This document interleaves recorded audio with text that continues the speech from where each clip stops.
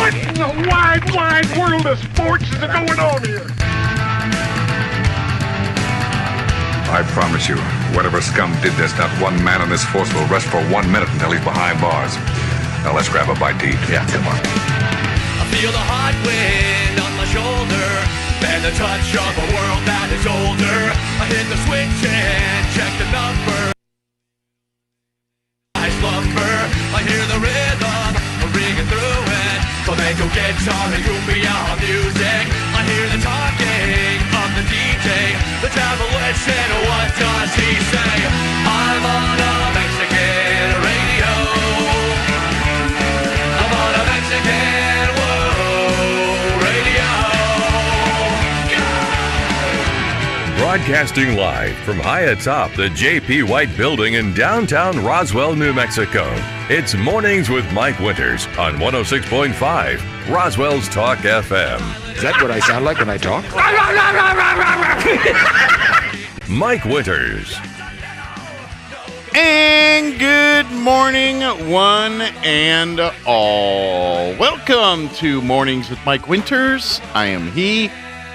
That would be me, Mike Winters. Happy Monday, everybody. Mm-hmm. Yes. Yes, a dark and dreary Monday morning. Feels full-on fall-like, sort of. Mm-hmm. We got rain last night. Yeah, it was weird. I woke up and it was like the ground was wet. It had the petrichor smell in the air.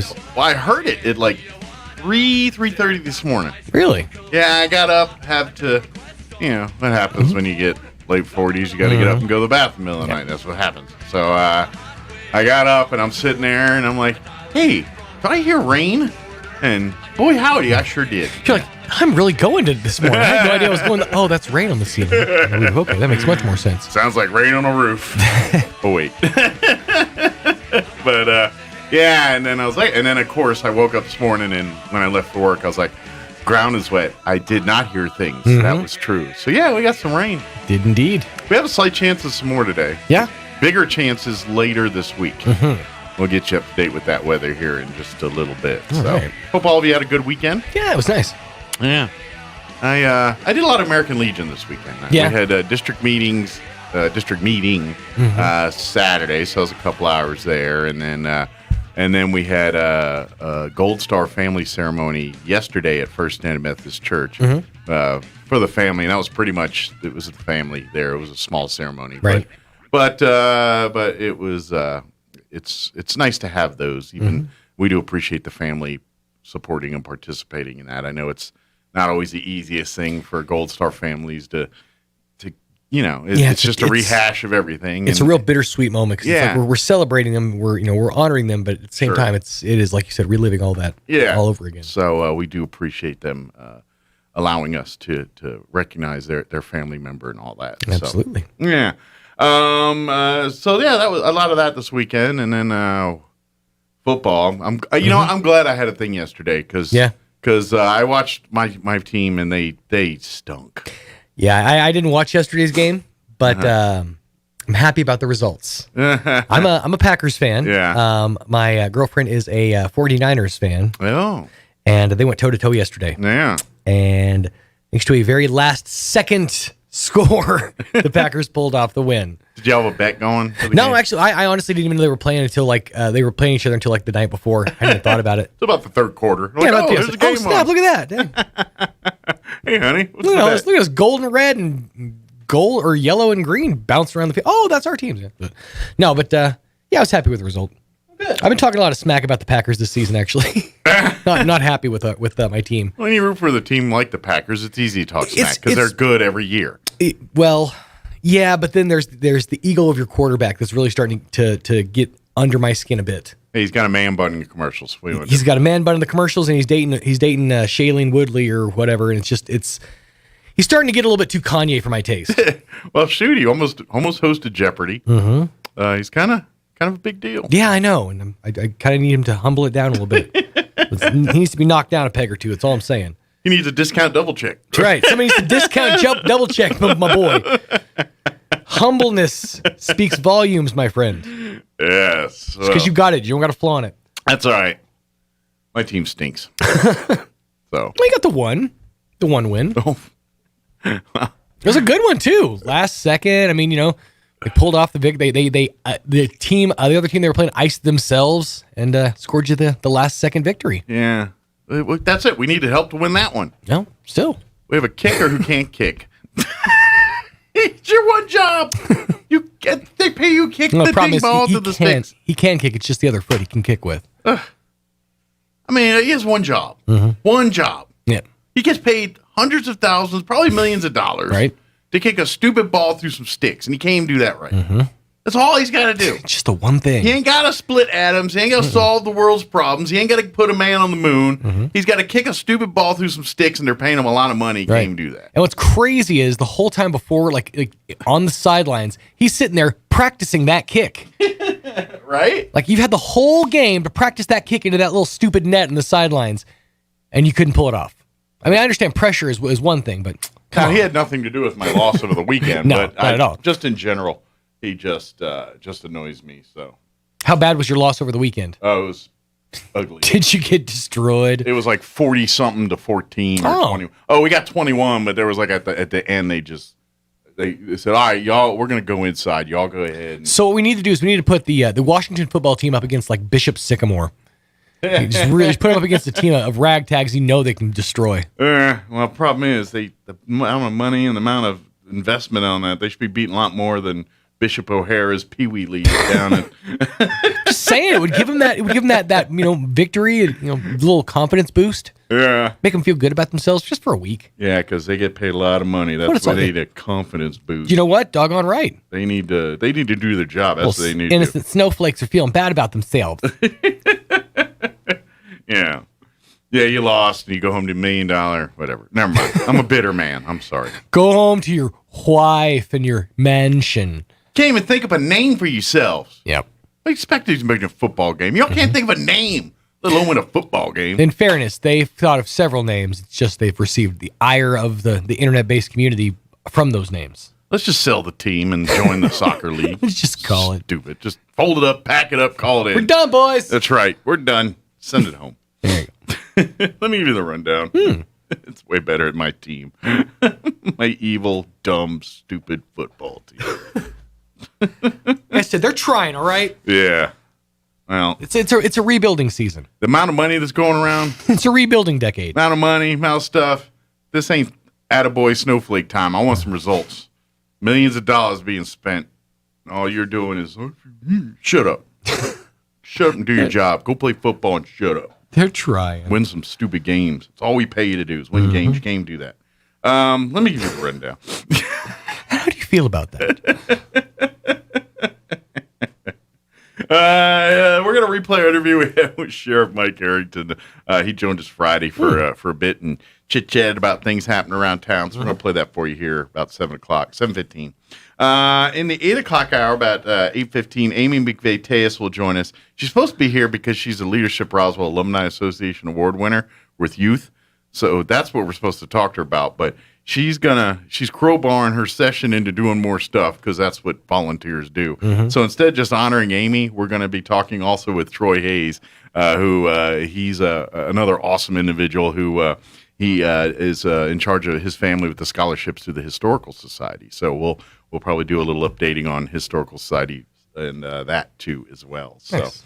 And then in the 9 o'clock hour, we're going to have Adrienne Ragsdale join us from the Eastern New Mexico State Fair board, which Fair Week. Yep. Next week. We're going to be talking about Fair all week, but Adrienne is going to join us this in the 9 o'clock hour, and we'll talk about parade info and all the parade stuff for the fair, which I guess would be a week from today. A week from today, 10 o'clock.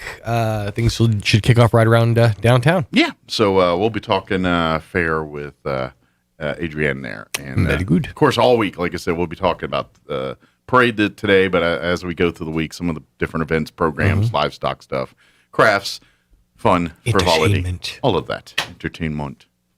Way better entertaining than my football team. Can't even do their job. Sundance Head's coming back. I'm super excited about that one, actually. Can he play football? He doesn't. Actually, I don't know. He might. Can he be football helmet he looks head? Linebacker material. He's a thick boy.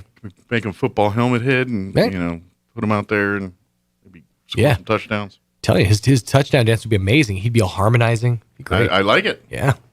The one thing that team would do in sync, that's for sure. 7:15. You don't deserve a name. 7:15. Let's get you up to date on the weather. I'm meteorologist Steve Hamilton with your Pecos Valley weather. Not much rain coming our way over the next few days, although we do have low pressure crossing our state. Sunshine with a few clouds and upper 80s today. Isolated afternoon showers or thunderstorms will be possible. Then tonight we'll be clearing up, upper 50s and low 60s on our low. And then we get a sunny day tomorrow, a little bit gusty in the afternoon, and our high stays in the upper 80s. That's your latest forecast. I'm meteorologist Steve Hamilton. Thank you, Steve. Currently, 63 degrees here in Roswell. Humidity is at 84%. Winds currently out of the south at 6 miles per hour. They're saying there's a chance, ever so slight chance, but a chance nonetheless.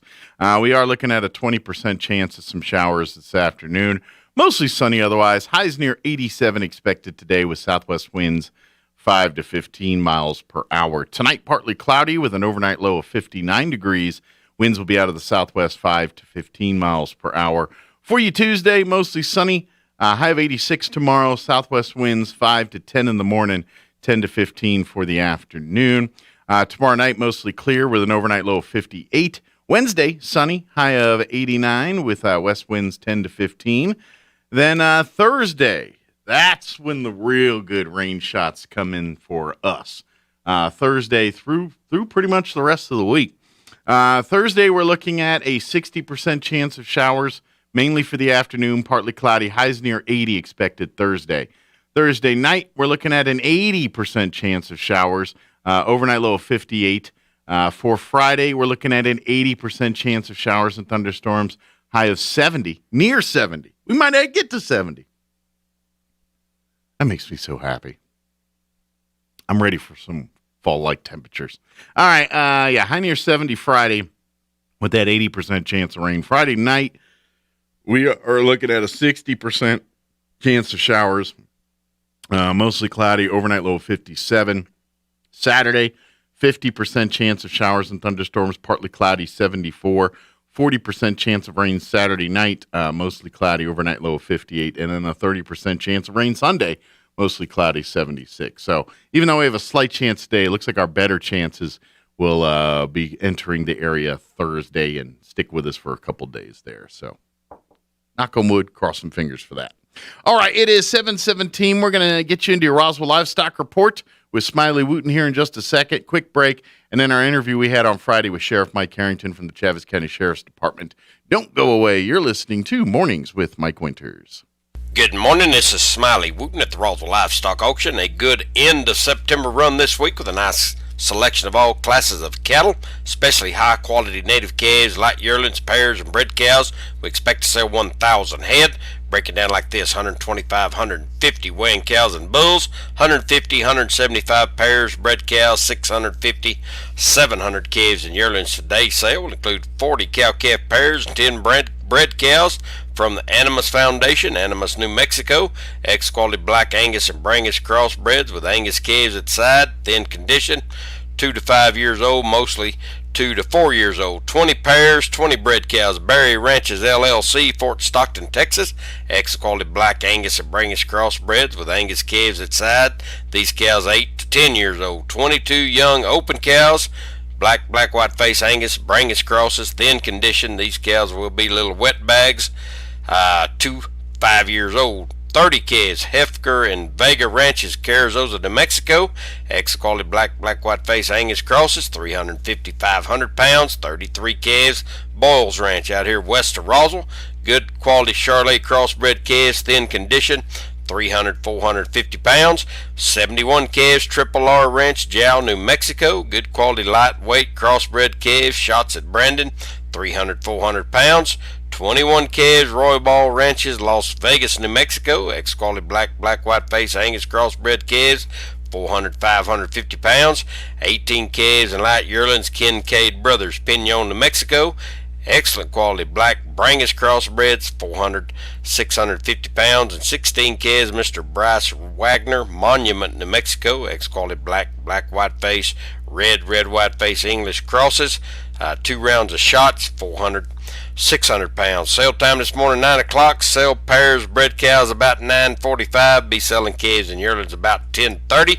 We expect to sell 1,000 head here today. This is Smiley Wooten, Roswell Livestock Auction.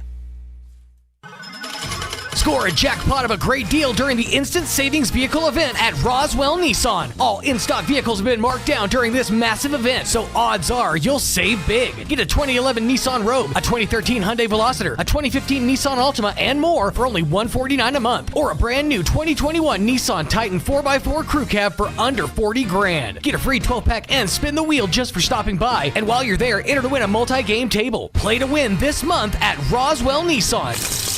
2111 West 2nd. This is Renee. Happy to be here. She's not some influencer. She's more of a groundbreaker, turning her 4-acre lot into a little slice of heaven behind the wheel of a John Deere 1 Series tractor. Renee runs with us because the most important job is the next one. That's all I got. Nothing runs like a Deere. Hear Renee's story at Deere.com. Stop by Pecos Valley Equipment in Artesia and Roswell, or visit us online at pecosvalleyequipment.com. Here's a Mornings with Mike Winters fun fact. Elephants use these skin folds on their bodies to crush mosquitoes. Mike Winters uses his to hide M&Ms. Here's Mike Winters. Joining us in studio this morning, Sheriff Mike Harrington back with us. Morning, Sheriff. Good morning. Thank you for having me. Anytime, Sheriff. Glad to have you spend a few minutes with us. I know you're pulled in 37 different directions from sun up to sundown. So, well, sun up until the next sun up. Until the next sun up, yeah, exactly. I see sundown, but that's probably just getting started about sundown. Yeah, that's right. Yeah, it's been busy, but it's been good. It's all right. Good. So. Well, it's I guess if good news is I guess I don't know if you could spin it this way, but I haven't heard of any real it seems like every time we talk to you, there's some major. Something crazy. And I feel like for the last couple of weeks, it hasn't been too many of the major.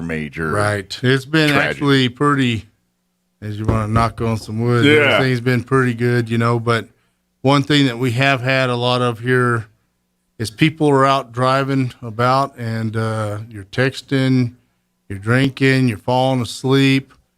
We've had lots of vehicle accidents, people rolling their vehicles, single car accidents.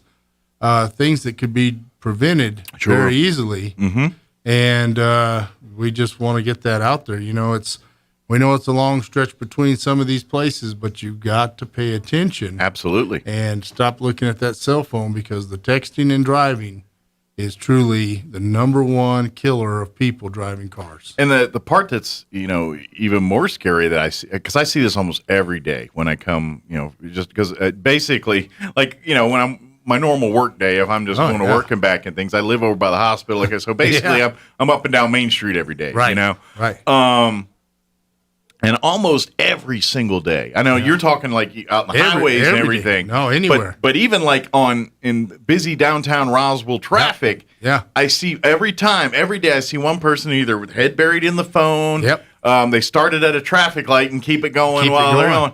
But and almost 9 times out of 10, when you see a car kind of riding the line one way or going this way or doing something, you look down and they're playing on their phone there. Not going on the green light when they're supposed to because they're caught up in the conversation, or not stopping at the red light because they're not paying attention to the light coming up. So, it is very dangerous, and that's one of the things right now that we are seeing more and more accidents because of the cell phone than anything else. And I guarantee every single person that you've that survived the situation probably told you, I just did it for a second, or it was I don't do it all the time. It was a one-off or one situation or one. And I was like, well, that's all it takes, and that's what happens every time. That's why they tell you not to.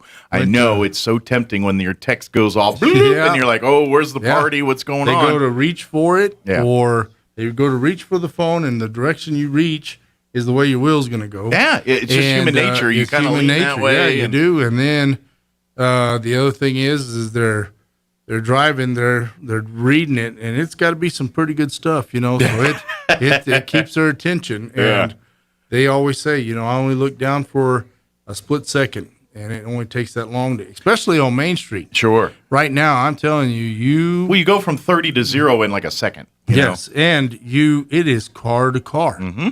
Right now, and to cross Main Street walking, you got to be a brave soul. Yeah. Because I see it every day, and I'm like, you guys are crazy. You're taking your life in your own hands when you do some of this stuff. And crossing at the intersection, you would think is the best way, but it's not all the time because people just don't pay attention and they'll run you over. So it's crazy. It's this actually happened to me the other day. This was and this was basically a dumb kid. He was probably in his young 20s, maybe late teens. I don't know. But I was actually it was after work. It was a night. I was after meetings and stuff. So it was like 7:00 at night. I swung into a fast food joint up here to get some lunch, some dinner, and I was pulled out of the drive-through, and I was getting to turn onto the main highway. And so I'm looking up, looking towards the south end to see if traffic is coming, not looking the north end because there's not, it's too. Right. So traffic clear. I go to pull out, and by golly, there's a kid on a skateboard in the middle of Main Street, and I had to swerve to not hit him because I wasn't looking that direction. I started going and looking into the right, and sure enough, there's a kid on a skateboard here. Wow. I probably would have been charged had I hit the kid because I'm the vehicle and he's the pedestrian. But at the same time, how is that my fault when you you decided to ride in the middle of the street going the wrong way on a skateboard? Now I feel bad because I hurt or killed you because you made a dumb decision. Man, I'm sorry, but I should not feel bad because you made a mistake. And especially the other factor to that is when it's a kid, you're thinking, oh man, I really did something bad. But the reality of it is right now, and I'm going to tell you, I've had kids that have been into the skateboards and they just, wherever the best ramping ability is, that's where they're going to go. I get you. I understand you're looking for the big jump, and I get it. But in the middle of Main Street at 7:00 at night going the wrong way is not the place to find that. No, you might have to jump a car. Yeah, so he wasn't going to make it. I can tell you right now. Well, if I hadn't swerved, he would have been a hood ornament. I'm telling you. Well, and that's one of the things. The bicycles, the motorcycles, the little bitty. Look like mini bikes and all these other things that are on the roads right now. You've got to obey the law, and as long now as long as they're licensed, or registered, they can ride them up on the roadways now, and that's dangerous. It's just like the side by sides. They are convenient. They're easy to get from point A to point B. I understand, but if a car hits you. It is going to be bad. Well, it is going to be bad. And I think, and please add or correct me if I'm saying anything out of place here, but I feel like when it's great. We do have the legal right to drive these vehicles on city and county roads now. That's a great thing to happen. Your bicycles and things, people ride those. Here's the thing with those: they're great. If you want to use them and ride them on our roads, awesome. But if you're going to choose to be on the public roads with those things, you must treat them like a car or a truck or an SUV. You have to ride the same patterns, even if you're on a bicycle. Exactly. I don't know how many times I see people on bikes. They're running through red lights. They're going up the sidewalk the wrong way. Against traffic. Look, you have the right to be on the road too, but you know what? You have to obey the same rules everybody else does. That is correct. Because if we the driver see you on the bike and you're going the wrong way and cause an accident because of that, we get blamed because we're in a car and you're in a bike. Yep. But at the end of the day, all this happened because you chose not to follow traffic patterns. You chose to cut through sidewalks or red lights and things and making other people avoid you. Yep. And I have a problem with that. I feel bad. And yes, drivers should be very attentive. I agree. But when people do stuff that's so dumb, I'm sorry, that should not ruin other people's lives because you chose to make a mistake. That's correct. And it's also going to ruin theirs because when you get hit by a car on one of those things that you've mentioned, you're not going to win. Yeah, you're not. And you're going to be seriously injured or killed. And so it's something that is very serious, and we're seeing that, like I said, the texting and driving, the bicycles and things going against traffic and different things. But we're going to start working on that. Like I said, Main Street is a busy place, and if you can take the side roads or something else, you're on any of those vehicles, please do that. If you got an important phone call or something like that, pull over to the side of the road. Don't text while you're driving. One thing that I was going to tell you is, we got the fair coming up. Yes, we're about a week or two away from that. So the sheriff's office will be out there working, as well as helping get traffic into the fairgrounds. Yeah, it's free parking. So remember that, parents. So you can actually pull into the parking lot. Because I know back in the day when they charged parking, parents a lot of times would drop them off on the highway there. On Main Street, and walk them in, and that could create a little bit of extra chaos at the front gate there. Yes, so hopefully that will be eliminated now. And people don't realize how wide Main Street or Southeast Main actually is. Mm-hmm. You drop kids off on the west side of Maine because they don't want to go through the little roadblock. The gauntlet of cones and barrels, they drop them off over there, and for those kids to make it across that 4-lane highway is dangerous. Sure, you're putting them at risk. You're putting them at risk. Yeah. So, yes, pull in. We ask that you follow the instructions on where we're going to park you, where we're going to make it. We're going to try to make it to where people aren't parking 3 cars deep. Gotcha. And the reason is people are getting blocked in. They want to get as close to the front as they can, so they just park behind the next car, 3 cars. Sure. Everybody wants the good spot. Everybody wants the good spot. Yeah. And it kills me. It's just like going to Walmart. Everyone will drive around for 3 hours to get the parking spot by the door, and then go in and walk 2 miles. You're like, what are you doing? What are you doing? It's the same way. So funny you mentioned that. I've had this very conversation with my wife when we're driving. Like when she drives, when I drive, I'm like, open spot, park, let's go. Let's go. Yeah. My wife is like cruising the deal. All right. I was like, there's a spot. Well, we can get one closer. No, you can't. And we keep going. No, it's not a spot. There's a little car there. Yeah, and then we end up doing like 6 laps. Like I could have been in Walmart, gotten everything, and left. Yeah. And you're still circling because you don't want to walk an extra 20 feet. Man, and I'm like, so I feel like you've been in my car with me when I had this conversation.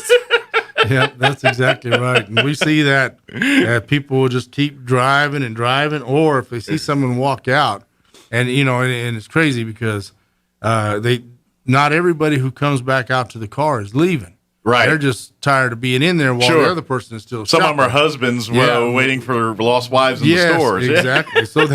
So they come back out and sit in the car. You'll see a car that will just sit there and just wait for that one car to back out and get frustrated when they don't, and I'm like, man, just go. Yeah. But it's just crazy like that, Great stress where, to be honest, if you just take the extra thing, walk a couple feet. Yeah, walk a couple feet. And be honest, your car's probably in better shape, safer, because the farther out you are, the less errant baskets and things that happen, And like I said, you're going to walk 2 miles while you're in there anyway. Yeah. So it's not going to hurt you to walk that little bit extra. Sure. But it's good exercise. It is good exercise. Yeah. And you get to see everybody else keep driving by you while you're looking for the other one. So, it's like that guy. Oh, yeah. And while you're leaving with your stuff, that guy's still driving around in circles looking for a spot while you're going loading up your car.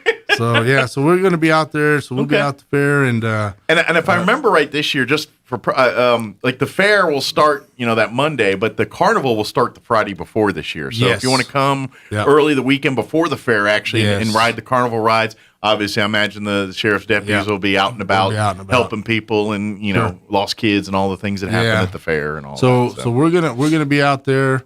We'll have at the front gate. I'll have the Chaves County Sheriff's Office command post and our MRAP and things like that out there, as well as deputies. So if something's going on, you can let them know. They'll be constantly moving around. Good deal. Walking around out there, and then inside the commercial building, I'm going to be moving from one post to the next post because I'll have my re-elect Mike Harrington booth inside there. Excellent. So I'm going to be going back and forth, but I will be there from the time it opens until the time it closes every day. So you're just moving into the fairgrounds for the week. Fairgrounds. So it's going to be good. And so look for the Sheriff Mike Harrington tent. Yeah, that's right. We'll be out there. But we're going to be very, very visible. I'll have the mounted patrol out there with me. I believe RPD still going to come out. Roswell PD still going to come out and work within the side. Excellent. And we're all going to work together, and state police will be there, so it'll be. While we got you here, we say this every time at the fair, and I will remind folks as we get close to the fair. But while we're talking fair, I figure this is a good idea just to remind folks every time. Pro tip for families, especially if you got younger kids, and it's very easy for families to get separated at the fair. One kid gets smiling, looking at one thing, and next thing everyone else moved on to something else, and then they're lost. Yeah. It happens all the time at the fair. And they have amazing protocols. You and the RPD and the fair board and everybody works hand in hand with a procedure for this. However, to simplify and make this the process as easy as possible for everyone involved, because it's all hands on deck when there's a lost kid and everyone's looking. Absolutely. Before you come to the fair or while you're at the fair, take a picture of your kids with your phone in a current state with the outfit they're wearing on, the things that they look like at the fair. So put it on your cell phone. If the kids get separated, you just say, "Here's the kid. He's wearing this outfit. He's right here," and it makes so much an easier effort to try to find that kid, because you're seeing this person in real time in the outfit, and people are going to be on the lookout for that. And one of the things that we used to do whenever I would take my kids like to Cliffs and Albuquerque or some places like that, we go and we buy shirts kind of like the one in your little poster right there, where they're really bright, something that sticks out, fluorescent looking colors. That way you can see them from anywhere, and because the word mom and dad means everybody there. Yeah, there's about 20 heads turning around when you hear that. so it's good to have them to where they're easily recognized, but having the pictures there as soon as you come up. If you came to us and said, "Hey, my child is lost," no one comes or goes from the facility at that time, and the reason is because we don't want anybody leaving with a kid. So and then as an added precaution, here's another move I'd put for it. Not only take that picture and everything, but have the plan before you got separated and going to the fair. Say, hey, make an agreement. Okay, if we all get separated for any reason, if we're walking and realize we're missing each other, then we all meet at the Ferris wheel or meet at the corn dog stand or pick a destination that everyone agrees on. So it's like, oh, I'm lost, and we all know to head to that place. Right there. And that is a great way to kind of not have to get more people involved. But obviously, if all those things happen, Sheriff's Department, RPD, the fair board, the security, everyone will be in place. Yes. Combing the fairgrounds to find your kid. But to save yourself a little bit of headache and hassle, take a picture of the kids that day at the thing, and then come up with a plan. Say, if we get lost or separated for any reason, meet me at the most visible thing that you guys can find at the fairgrounds. Yeah, exactly. And we tell them, look for the Ferris wheel or the commercial building. You can always go to the front gate where we're at, but most of them get lost where they're at. But you always can see the Ferris wheel, and you can see, where the commercial building those is. are big, tall landmarks that you can start gravitating towards. Yeah. So that's important stuff for us, and we are glad to be out there, making sure that this fair and carnival go very well, because I'm just pleased it's happening. Yeah, really and truly. I'm just thankful that it's going to go on, and so we're going to be out there and make it a success, and help them make it a success. So I'm thankful to the fair board and everybody for continuing forward and bringing this to the city. Absolutely, and to this county, because it is so important. Because some people can't go to Cliffs or go anywhere else. Sure, this is their.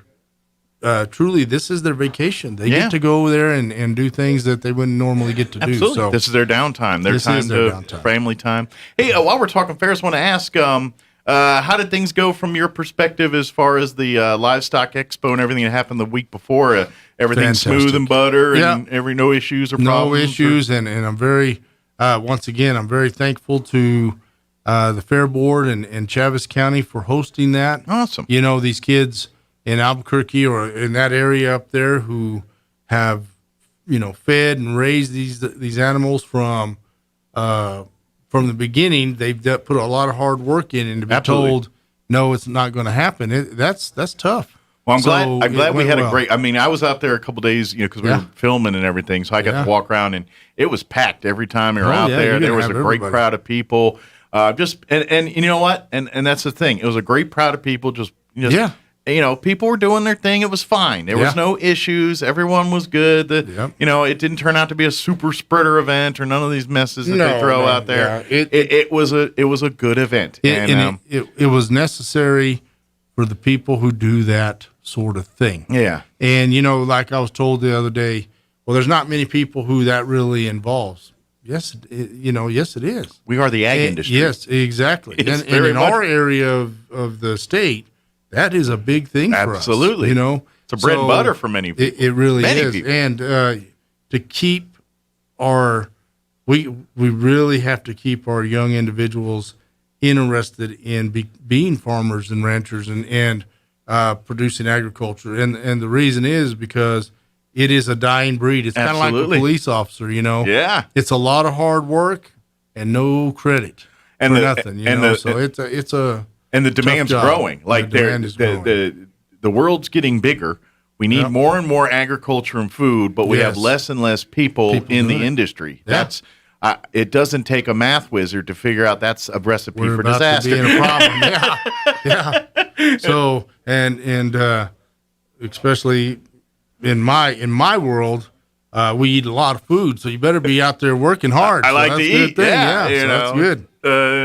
Don't make me process food all my life. I gotta get something that comes out the ground or comes off an animal every once in a while. Exactly. So it was a great turnout and it brought a lot of people to Chaves County into Roswell who would have never made it this way. Mm-hmm. And so it's important for us to do things like that. Absolutely. And I heard since it was a success and stuff, maybe this will set it up for the future. I believe so. We're the home for this thing for a while, I believe if the same mandates are involved with the balloon fiesta, we may be hosting a balloon fiesta. You think so? You think I they might come look south to us? I would tell you if I believe that would be true. Okay. Because they got to see that we'll take their money. Yeah, exactly.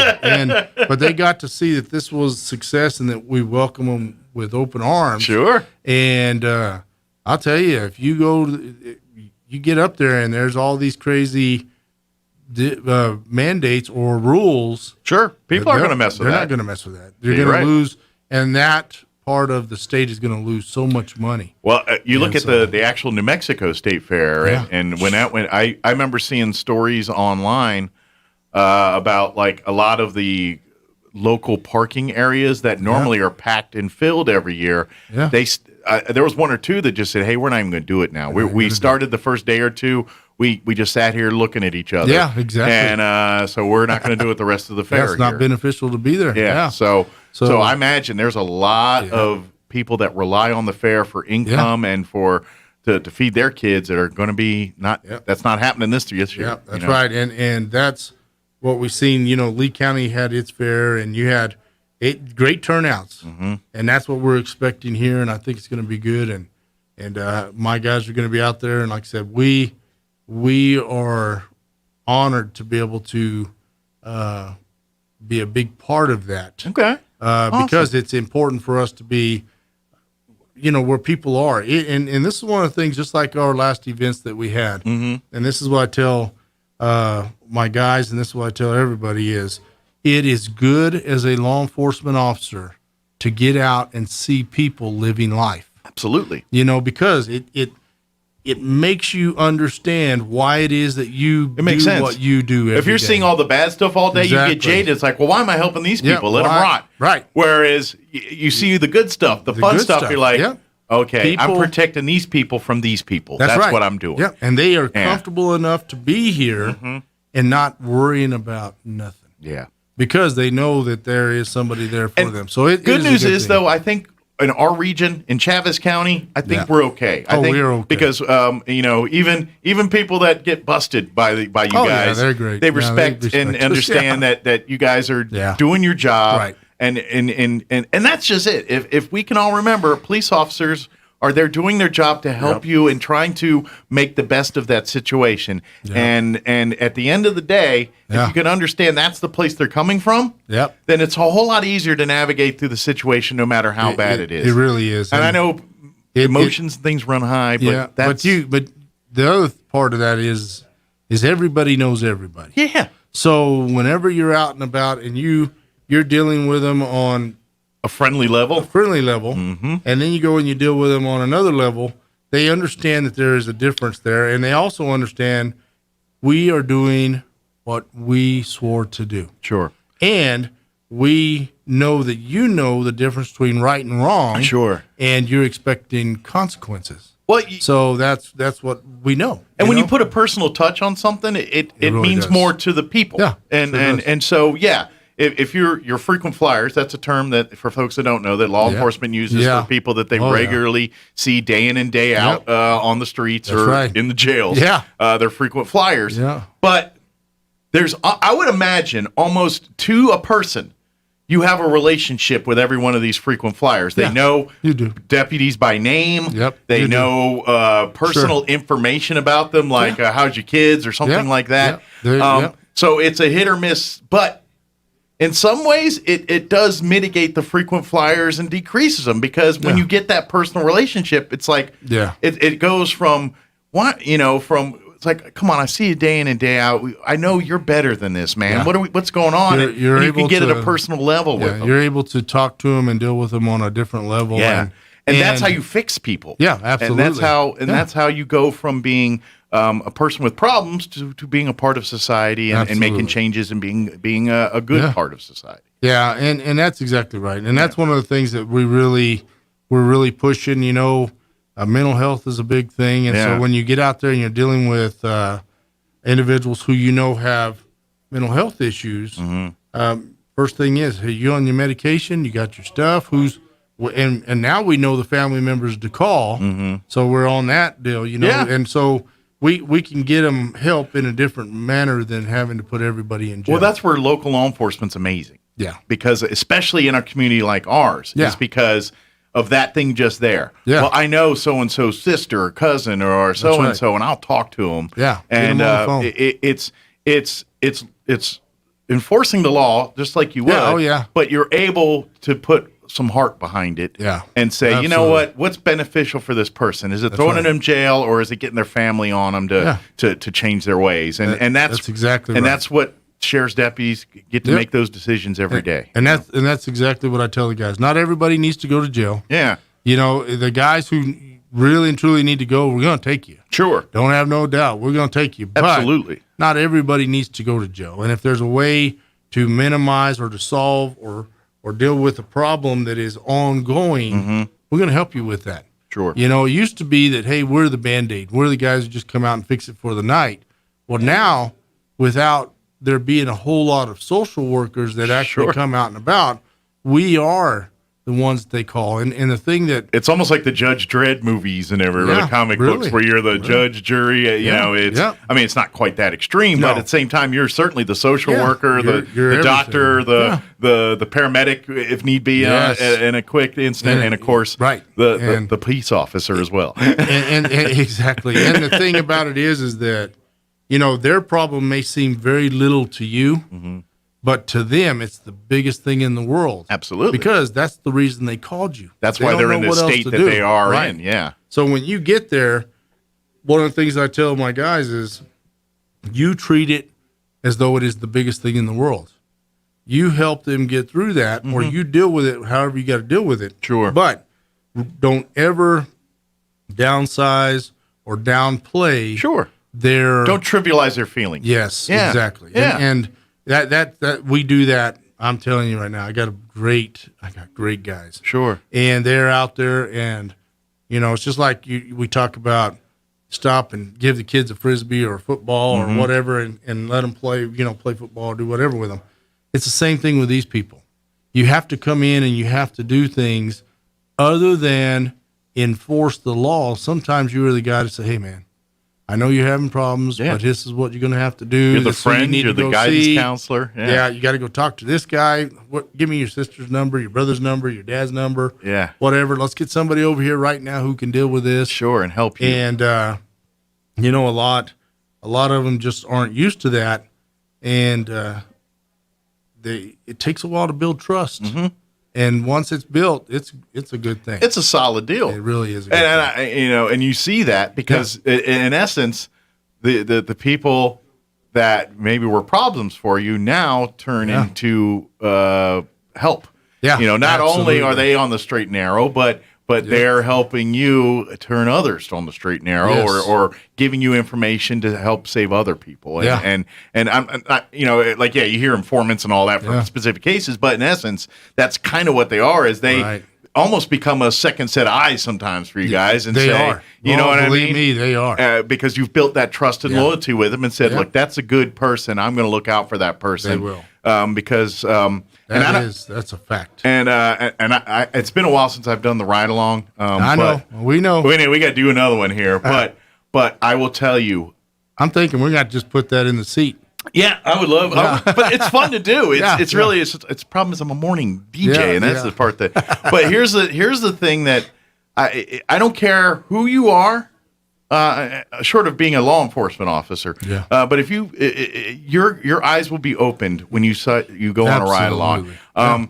Even like when because there's a ton of the cops and these other shows out there, that doesn't give you a real perspective because just.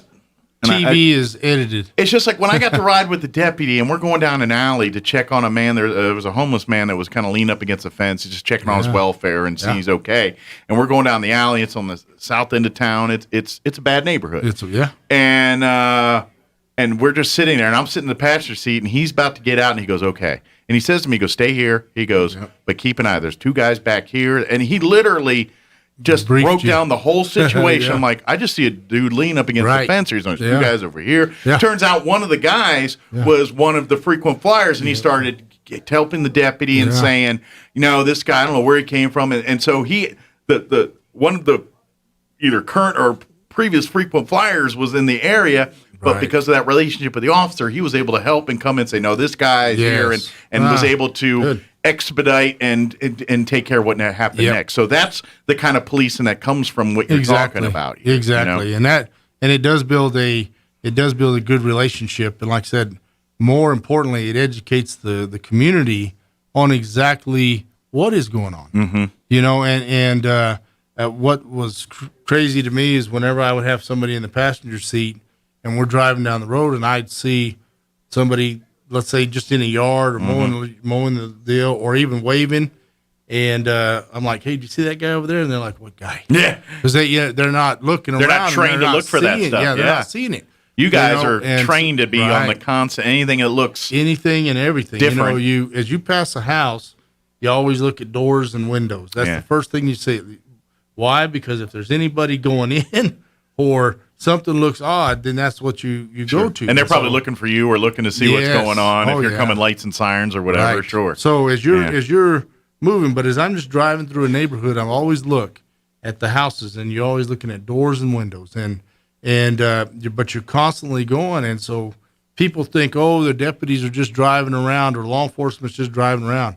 Believe me, while they're doing it, they're taking in information. Sure, they're seeing and they're learning things, and so that's how community policing works. As you drive by, you want to know who's supposed to be there during the day, and you soon learn real quick. It's kind of like your neighborhood watches and thing. That's the whole point behind neighborhood watches, with the exception of you're not supposed to, reproach. You just report and let the peace officer come in. And we're here. This is different, but it's really good, and we're seeing a lot of one thing I will tell you, since the day I took office, and I have shown this community that we are there for you during the good and the bad, the ugly, we're there for you. And the people, this community has come together in a sense that really supports law enforcement. But not only that, gives information on things that we wouldn't have known. That's good. We wouldn't have been able to solve without their help. So it's such a good thing. Yeah, you guys can't do your job. Law enforcement cannot do their job. I don't care what department it is. Well, I don't care how large it is. How good you are. Yeah, I don't care if you've got the most advanced equipment in the land with the best trained officers in the land with everything, even future. I mean, I don't care if they look like RoboCop out there. Without the support of the public, they're not going to get the job done. That's right. Without somebody coming forward saying, "Hey, let me tell you something." Yeah. It is a good thing. But we are constantly busy. We're out there. We invite people to come and do ride-alongs. We ask that when you come in, you fill out a form basically saying you're not going to sue us if you get hurt. Sure. While you're out there, because people may try to hurt you. There is a risk with being a peace officer and also riding along with one. We're riding along. So, but we do invite everybody for that, and so it is a good thing. And right now, I tell everybody, follow the Chaves County Sheriff's Office Facebook page. Mm-hmm. Good resource. Be on that. Yes, look at things. We're putting out lots of good information. As you see on TV, we just had a shooting yesterday in. I think I missed this one. Yeah, there was at a grocery store, and the guy went in there, and this was in another state, but I'm trying to think of where it was. But so this was a mass shooting again. Another. I caught a headline. I didn't catch the details. Yeah. It's things that are still happening everywhere around us. Yeah, that's all mental health. Guy just got fired, ended up coming back in a couple minutes later, ends up shooting a lot of people in there. But what I'm getting at is always keep your head on a swivel, be very aware, be very alert. I emphasize to people, those who haven't got it yet and are eligible to get it, is get your concealed carry, carry your gun with you. Know that is to protect you and another. Not to mention the training that goes with it, because there's nothing better than armed people than well-trained armed That's people. Right. That's exactly right. You just don't want to pick up a gun and think you got it. We want well-trained armed people. We want well-trained people. And concealed carry kind of forces you to make sure you got all your training. It really does. Yeah. And you become part of a group that says, hey, you want to go out and go shoot? You want to go do this? You want to go do that? And it really does make you better at it. Mm-hmm. And so, but to protect yourself and to protect your family and those around you, it is important that we look into things like that. Mm-hmm. And so not everybody is for it, but they're sure thankful when the guy next to them is. How many times do we see online that bad situation? I mean, look, the subway in Albuquerque a couple weeks ago. Look at that. That's the perfect scenario right there what we're talking about. Enough of those scenarios happen. People that are looking for an easy way to make money are going to think twice about doing it that way. I'm sorry. It's sad that people are dying, but if enough people stand up and defend themselves and stop this, people are going to think twice about doing these kind of things. They know there's a good chance someone in there might be better equipped to handle than they are. It goes back to what I say about Crocodile Dundee. He says, that's not a knife. This is a knife. Yeah. And that's the same thing. Sometimes it's better to walk tall and speak quiet and carry a big stick than talk a lot and not use it. That's exactly right. Sometimes you just carry it, and that's good enough. Yep. So we're very thankful to you, and we appreciate anytime you guys everything you're doing. Yeah, you guys have been great. Anything we can do to help, and folks, come on out to the fair, get on out to these things, and come support our community and support our officers here, and more folks out there, say thank you, help out any way you can. These all are, it's a great thing. We got a great. Absolutely. So we appreciate you. Well, thanks, Sheriff. Have a good weekend. Hopefully it's a quiet one for you. I hope so. Hopefully you get to do more of the community things and less of the 2 in the morning events things. Exactly. So that works. Awesome. McDonald's, don't forget. Yes, thank you so much.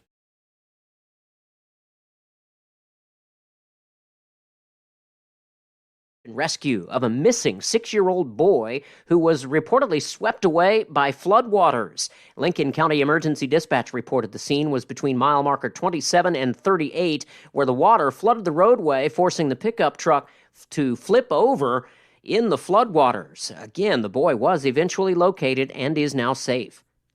ENMU Roswell is increasing its base pay for all employees at the institution to $15 an hour. The move going into effect next month. President Sean Powell said in a statement that the move will include a pay raise for 25 workers who currently earn less than $15 an hour. There will be an additional budget cost to the university of about $155,000 each year. You're up to date. I'm Jared Sorella. As the school year comes to an end and COVID restrictions start to ease, don't lose sight of the lessons learned. Cover your cough, positive personal hygiene, respect one another, show and tell others you love them.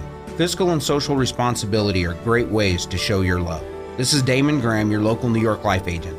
I can help you show your love to others. Call me at 575-623-0803 so we can determine how you best can show your love. Expect to be blessed. The great one, Mark Levin, is now in Roswell on 106.5 KEND Roswell. Manhunt continues in Florida for Gabby Petito's boyfriend after the young woman's body was found in Wyoming. Meanwhile, more than 1,000 mourners turned out for a memorial service for Petito over the weekend on Long Island, New York. Her great aunt Liz was heartbroken. I almost don't even have words. It's just so heartbreaking what happened to her, and we love her, and we know that she's at peace right now. The cause of death is pending, but the FBI says it's a homicide. Her body was found in a Wyoming national park. Police say boyfriend Brian Laundrie is a person of interest. An arrest warrant was issued for him for unauthorized use of a bank card, but they would not say if it belonged to Petito. Reports have emerged of the two fighting on their cross-country road trip. What's going on? How come you're crying? I'm just crying. We've just been fighting this morning. The two were stopped and separated. The incident caught on Moab, Utah police body cam. I'm Julie Walker. A House vote on a $1 trillion bipartisan infrastructure bill is expected Thursday. Speaker Nancy Pelosi telling ABC that she wouldn't bring a bill to the floor unless she had the votes to pass it. In the Senate, could be a test vote today on a stopgap money bill to keep the government going. The nation's business economists now expect slower economic growth because of the coronavirus Delta variant. In a new survey, the National Association of Business Economists now expects full-year economic growth of 5.6%. That's down from its previous forecast for 6.7% growth. At the same time, economists believe the U.S. economy could improve more quickly next year as vaccinations become more accepted. They also predict inflation should remain at elevated levels through the rest of the year. That's correspondent Greg Clugston. Wall Street, the Dow is up 228 points, the NASDAQ down 150. More on these stories at townhall.com.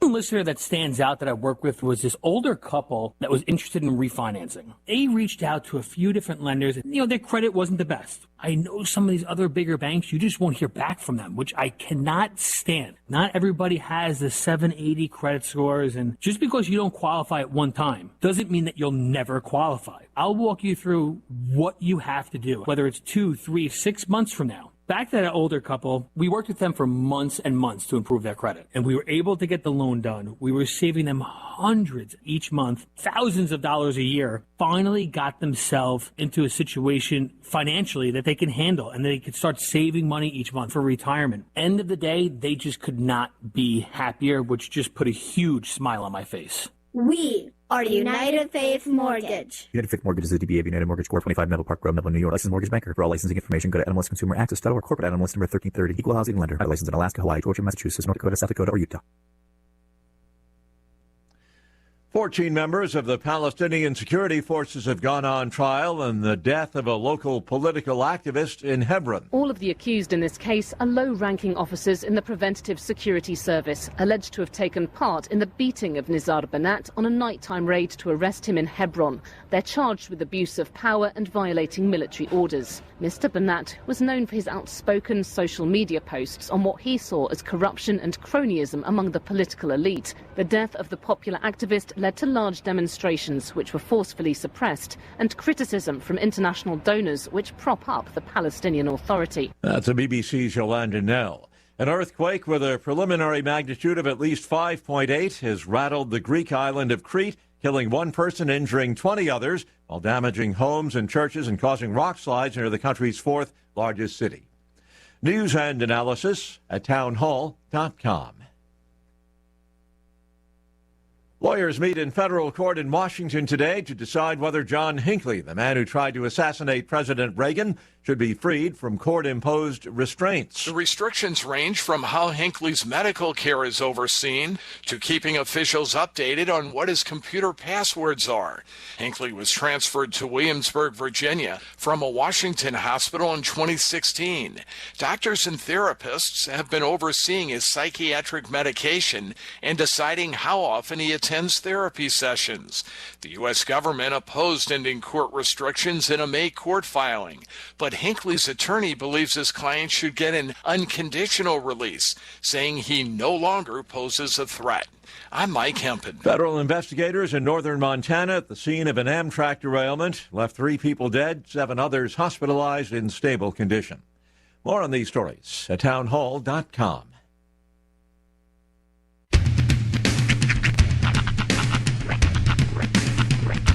What in the wide, wide world of sports is going on here? I promise you, whatever scum did this, not one man on this force will rest for 1 minute until he's behind bars. Now let's grab a bite to eat. Yeah, come on. I feel the hot wind on my shoulder and the touch of a world that is older. I hit the switch and check the number. I slumber. I hear the rhythm ringing through it. Flamenco guitar and cumbia music. I hear the talking of the DJ. The travel listen, what does he say? I'm on a Mexican radio. I'm on a Mexican radio. Broadcasting live from high atop the J.P. White Building in downtown Roswell, New Mexico. It's Mornings with Mike Winters on 106.5 Roswell's Talk FM. Is that what I sound like when I talk? Now, here's your host, Mike Winters. And good morning. It is 6 minutes after 8 o'clock. Welcome to hour number 2. The Deuce. Of Mornings with Mike Winters, right here on 106.5 Roswell's Talk FM. Happy Monday. Mm-hmm. Welcome to it. Hope you all had a great weekend. Indeed. I ain't gonna lie. I feel like this laundry kid's gonna get caught now. The dog, the bounty hunter's on the case. I feel. That's right. Dog's what's gonna crack the case. Now that the news outlets are asking Nancy Grace her opinion on the matter, and Dog the bounty hunter are officially on the case, I feel like.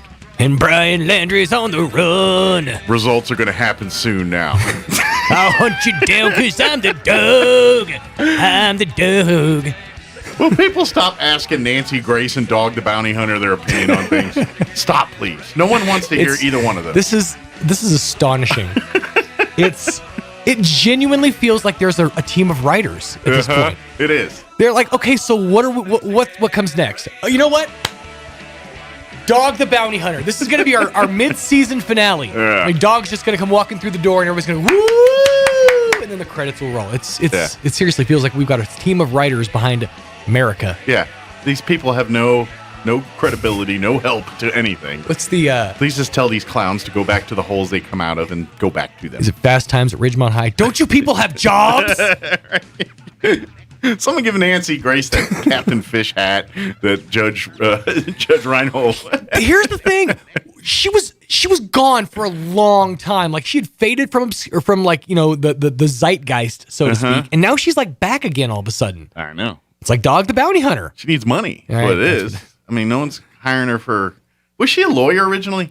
I think so. Probably a prosecutor. She strikes me as somebody who would play for the prosecution. No one wants her working as an attorney. You don't see her as a defense attorney, right? No, yeah, no. Yeah, she's got issues. She's an offense attorney. Yeah, I just tired of her mouth. I just don't want to hear it. Yeah, we get it. With that accent, no less. We get it. He's a scum. You get it. We get it. We didn't need you to tell us that. Thank you. Thank you. I've got my hot take on Brian Landry coming up tonight. Spoiler alert, I don't like him. Yeah. It's like, thanks for that riveting information, Nancy. Grace. Yeah.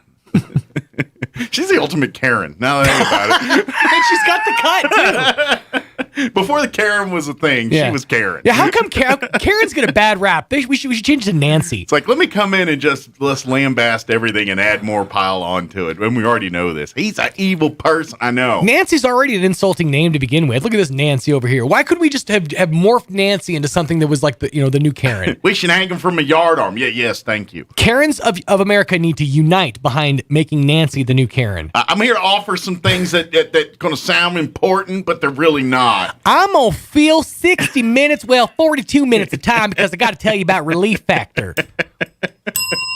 I think Nancy Grace should bring her show back and get Put Dog on it. That would just be the show. There you go.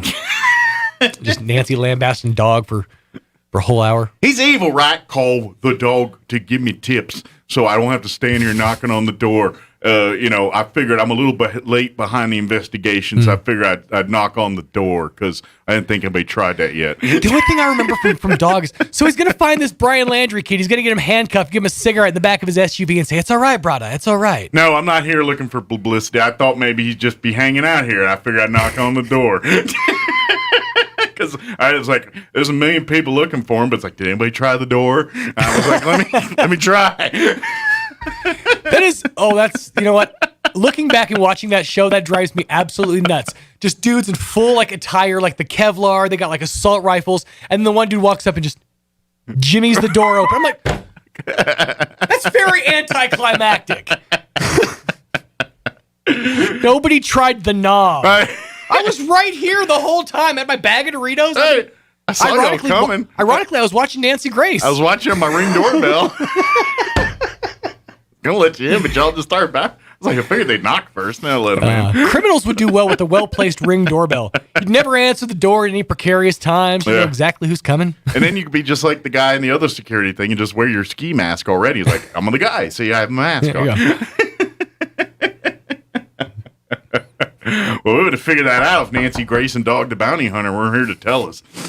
Land Shark. So anyway, singing telegram. I just want everyone to know I feel safe in the world now that those two individuals are on the case. So thank you to them for sacrificing for all of us. Now the dog doesn't have a big-chested woman to do his bidding. He's got to make his publicity elsewhere.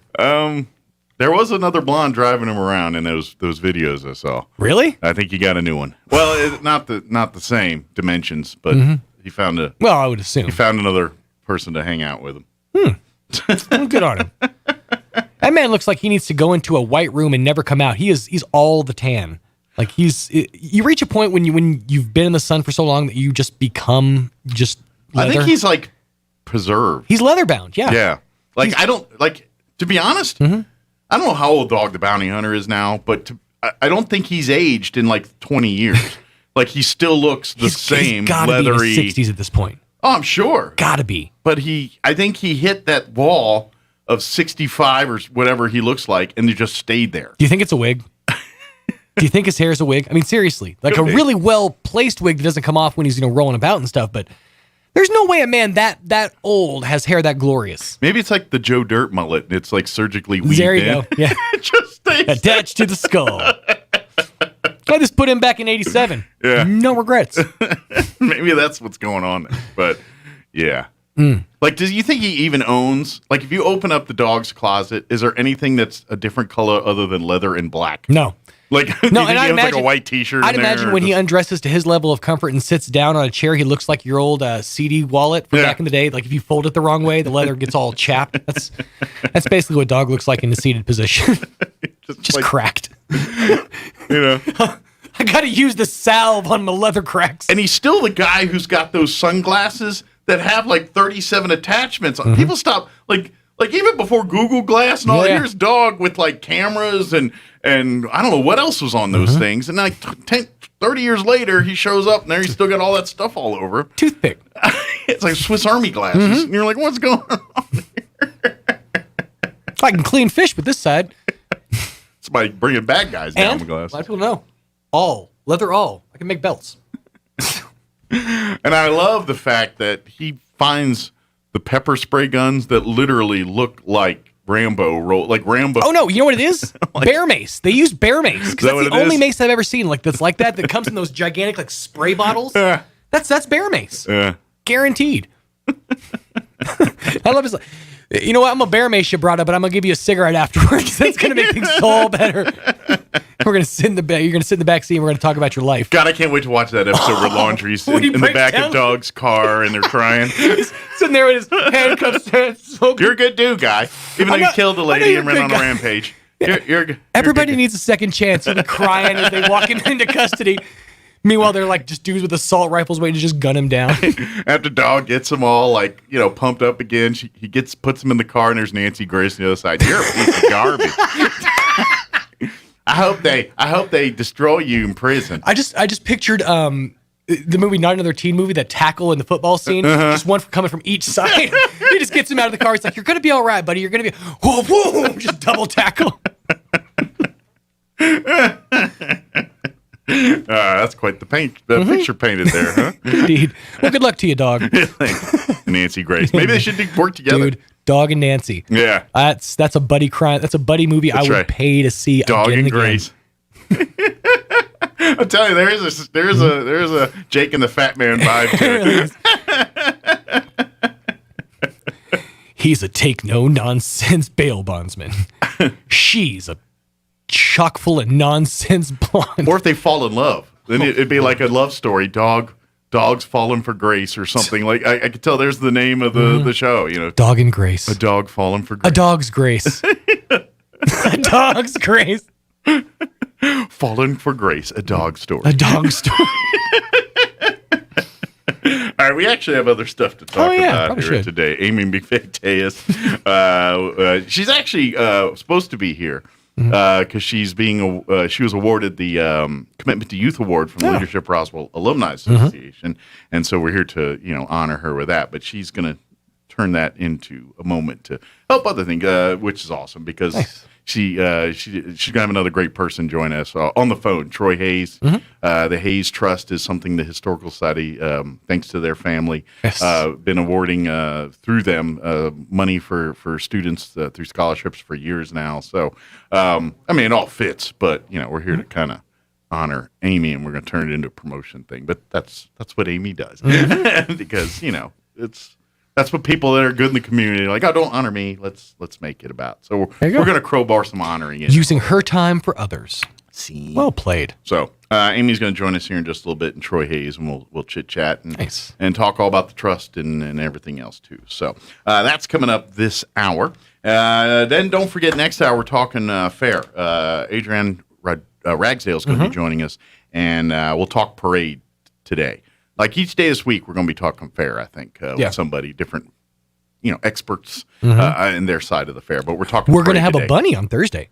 A bunny? Just a bunny. He's not going to be very talkative. It's going to be a real quiet segment. Chocolate? No, like one of the show entrants. Oh, I felt like an Easter chocolate bunny. Leaving little pellets on the desk. It'll be nice. Cadbury egg would be nice. Yeah, they don't do that. I mean, you can try one. It's not. It's not what you think it is. It's not as fudgy. It is. It is. Doesn't have the caramel. That's right. Missing that Cadbury magic. Not quite the creamy feeling you were expecting. I haven't had me a good Cadbury egg. I missed out on the Easter season of eggs this year. Yeah. Oh, you know what? Good news. Halloween's almost here. Yeah, there's no Cadbury eggs. Yes, there are. Are they? There are Cadbury Halloween eggs. Do they taste like the Easter ones? Exactly. They just have green filling. I have not seen them. And spooky wrapping. I've never seen those before. I'll find one. I would like to partake. There you go. You're taken care of. So it's like a Dr. Seuss thing, green eggs and ham situation? I guess. I don't know. It's just, I guess that green filling would be spooky, so make it green. Take that yellow filling and make it green. We'll sell it at Halloween. Spooky part's when you exit all that stuff out of your body a little later on the next day. Same thing with Peeps, dude. You can get Peeps at Halloween. They have Halloween Peeps. I could see that, because but Cadbury, they're more refined. Peeps is like, trash. I feel like, Cadbury speaks with a British accent. Cadbury, if you're going to come to the table at Halloween, you should come with like a bat, like a filled bat, It's the Carrie Elways of chocolate. Unlike some chocolates, I speak with an English accent. As you wish. All right, it is 8:18. Let's get you up to date with the weather. As you wish. Oh, that's the time to do that. So we're going through a little Princess Bride. All right, here's the weather. I'm meteorologist Steve Hamilton with your Pecos Valley weather. Not much rain coming our way over the next few days, although we do have low pressure crossing our state. Sunshine with a few clouds and upper 80s today. Isolated afternoon showers or thunderstorms will be possible. Then tonight we'll be clearing up, upper 50s and low 60s on our low. And then we get a sunny day tomorrow, a little bit gusty in the afternoon, and our high stays in the upper 80s. That's your latest forecast. I'm meteorologist Steve Hamilton. Thank you, Steve. Currently 65 degrees here in Roswell. Humidity is at 81%. Winds currently out of the southwest at 7 miles per hour. They're saying there's a chance today. We do have a 20% chance at some rain showers this afternoon. Otherwise, mostly sunny, high of 87 today, so still pretty warm. Winds out of the southwest 5 to 15 miles per hour. For tonight, partly cloudy, overnight low of 59 degrees, southwest winds 5 to 15 miles per hour. For your Tuesday, mostly sunny, 86 are expected high tomorrow with southwest winds at around 5 to 10 miles per hour. Looking at Wednesday, sunny 89, west winds 10 to 15. And then Thursday, that's when the real chances of rain start lingering into the forecast. We're looking at a 60% chance of rain Thursday, mainly for the afternoon, partly cloudy, highs only supposed to hit near 80. So we'll see cooler temperatures too with some of these rain showers later this week. We're looking at an 80% chance of rain Thursday night, with an overnight low of 58. Friday, we're looking at an 80% chance of showers and thunderstorms. Highs only expected to hit near 70. Friday night, a 60% chance of rain, mostly cloudy, overnight low of 57. And then weekend rain chance as well, 50% chance at rain showers Saturday, partly cloudy, highs expected to hit 74. And then a 30% chance of rain Sunday, otherwise mostly cloudy, high of 76. So, sun and warmer temperatures the first half of the week, a little bit cooler with pretty good rain chances for the back half of the week. We'll see how all of that shakes out. Hey, 'tis the season for your green chili, and where can you find the best green chili? It's easy. Graves Farm. Graves Farm is full of fresh green chili. They got you covered, from the big gems to the extra hots to the regular hots to even for the mild for you folks that aren't so much into the heat but love the flavor, because all of them are full of the flavor. Get your chilies roasted right there at Graves Farm. They've got the Graves Farm and Garden Store, which is now open 7 days a week, and you can get all kinds of fresh produce, including that green chili.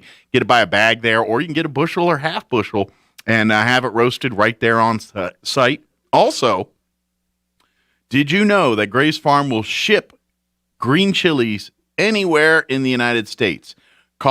Just give them a call, 575-622-1889, and Graves Farm will ship green chilies anywhere in the United States. This works perfect because if you have friends and family from out of town, they come visit, and you get them hooked on green. We all do.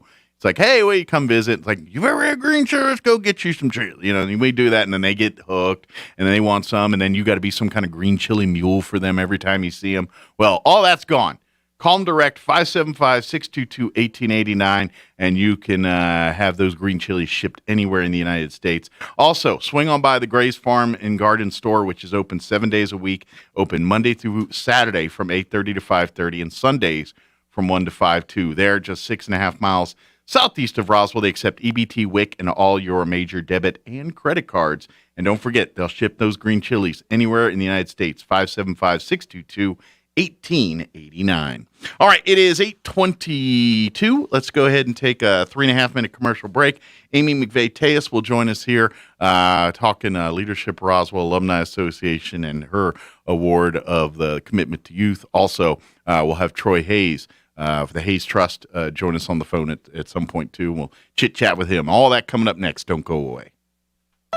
The race is on at Roswell Honda. With a whole team of amazing vehicles marked down to clear the lot, and with trade values at an all-time high, now is the best time in history to upgrade to a 2015 Corolla for just $194 a month, a 2012 Grand Caravan for just $129 a month, or a 2013 Ford Fiesta for just $99 a month. Free AirPods and soda just for stopping by, a smartwatch with a qualified test drive, and tickets to the Roswell Dragway with purchase. Race in to win at Roswell Honda.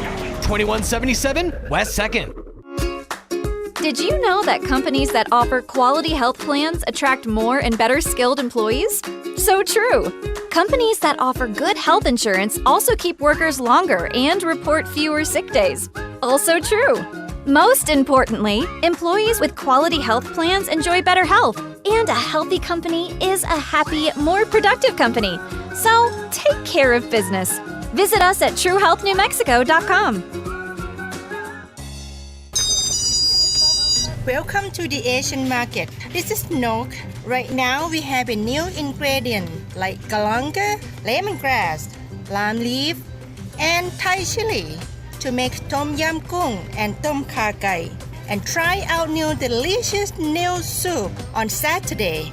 Come see me at the Asian Market, 5702 South Main. Call for order 840-5309. Like most people, you're busy enjoying your life and taking care of today's priorities. But it's a good idea to think about your future. Will you have enough income to enjoy a comfortable lifestyle down the road? Time flies, so it's never too soon to create a financial strategy for your future. A super check from your local Farm Bureau agents can help make sure you're on track. Take control of your future and call Farm Bureau agents Caleb Grant, Jeff Weathers, and Chad Holloway in Roswell at 575-755-FBFS. For over 55 years, Sierra Blanca Motors has been serving the families of Southeast New Mexico with quality new and pre-owned vehicles. When you are ready to find your new Chrysler, Jeep, Ram, Dodge, Buick, Chevy, or high-quality pre-owned vehicle, visit our Roswell location at 720 South Main Street or visit our location on Highway 70 in Ruidoso. And don't forget, you can see our entire lineup of vehicles at SierraBlancaMotors.com. Sierra Blanca Motors is a proud supporter of the Eastern New Mexico State Fair.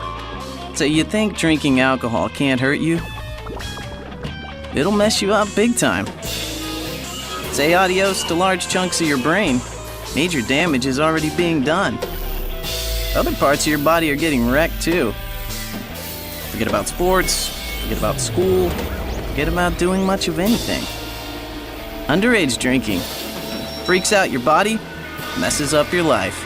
Sponsored by the NMDOT. Mays Lumber Company. You know us for quality service and dependability. And Mays Lumber Company's pellet stoves are exactly that. A pellet stove from Mays Lumber Company provides you with the cozy, comfortable heat you want when you want it. With a pellet stove from Mays Lumber, you can adjust the intensity of heat and maintain a constant temperature. Plus, pellet stoves will save you both time and money, along with easy maintenance. Come pick yours up today. Mays Lumber Company, 115 South Virginia, Roswell. You can count on Mays Lumber Company.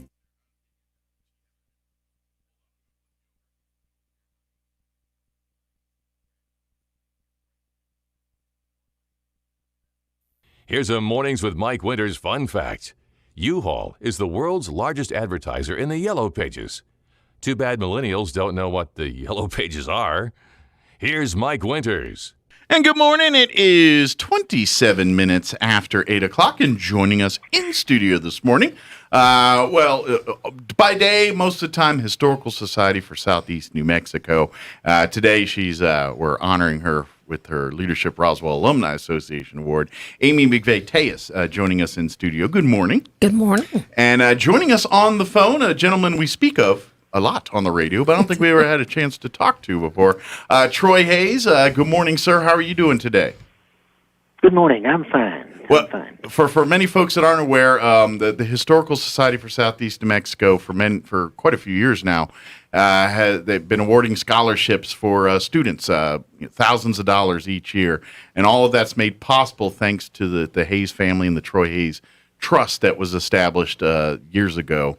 And so I think Amy was like, well, yeah, I'm getting honored for helping all these people here, but I ain't going to lie. There were some very, very integral people that's helped me do this. And so thank you for spending a few minutes with us on the phone here, sir. Well, you're most welcome, and thank you. So I got to ask, before we talk with Amy here and all this, what inspired you to start the Hayes Trust? Well, my wife had sent me through school when we first got married, and she was very into continuing education and higher education. And she died about 5 years ago, and I just thought it would be a great legacy for her to assist kids in getting to college.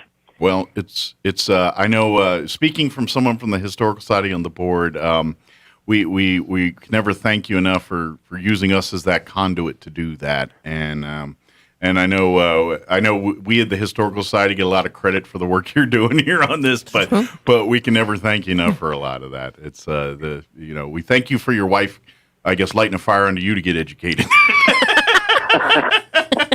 Yes, we do every day.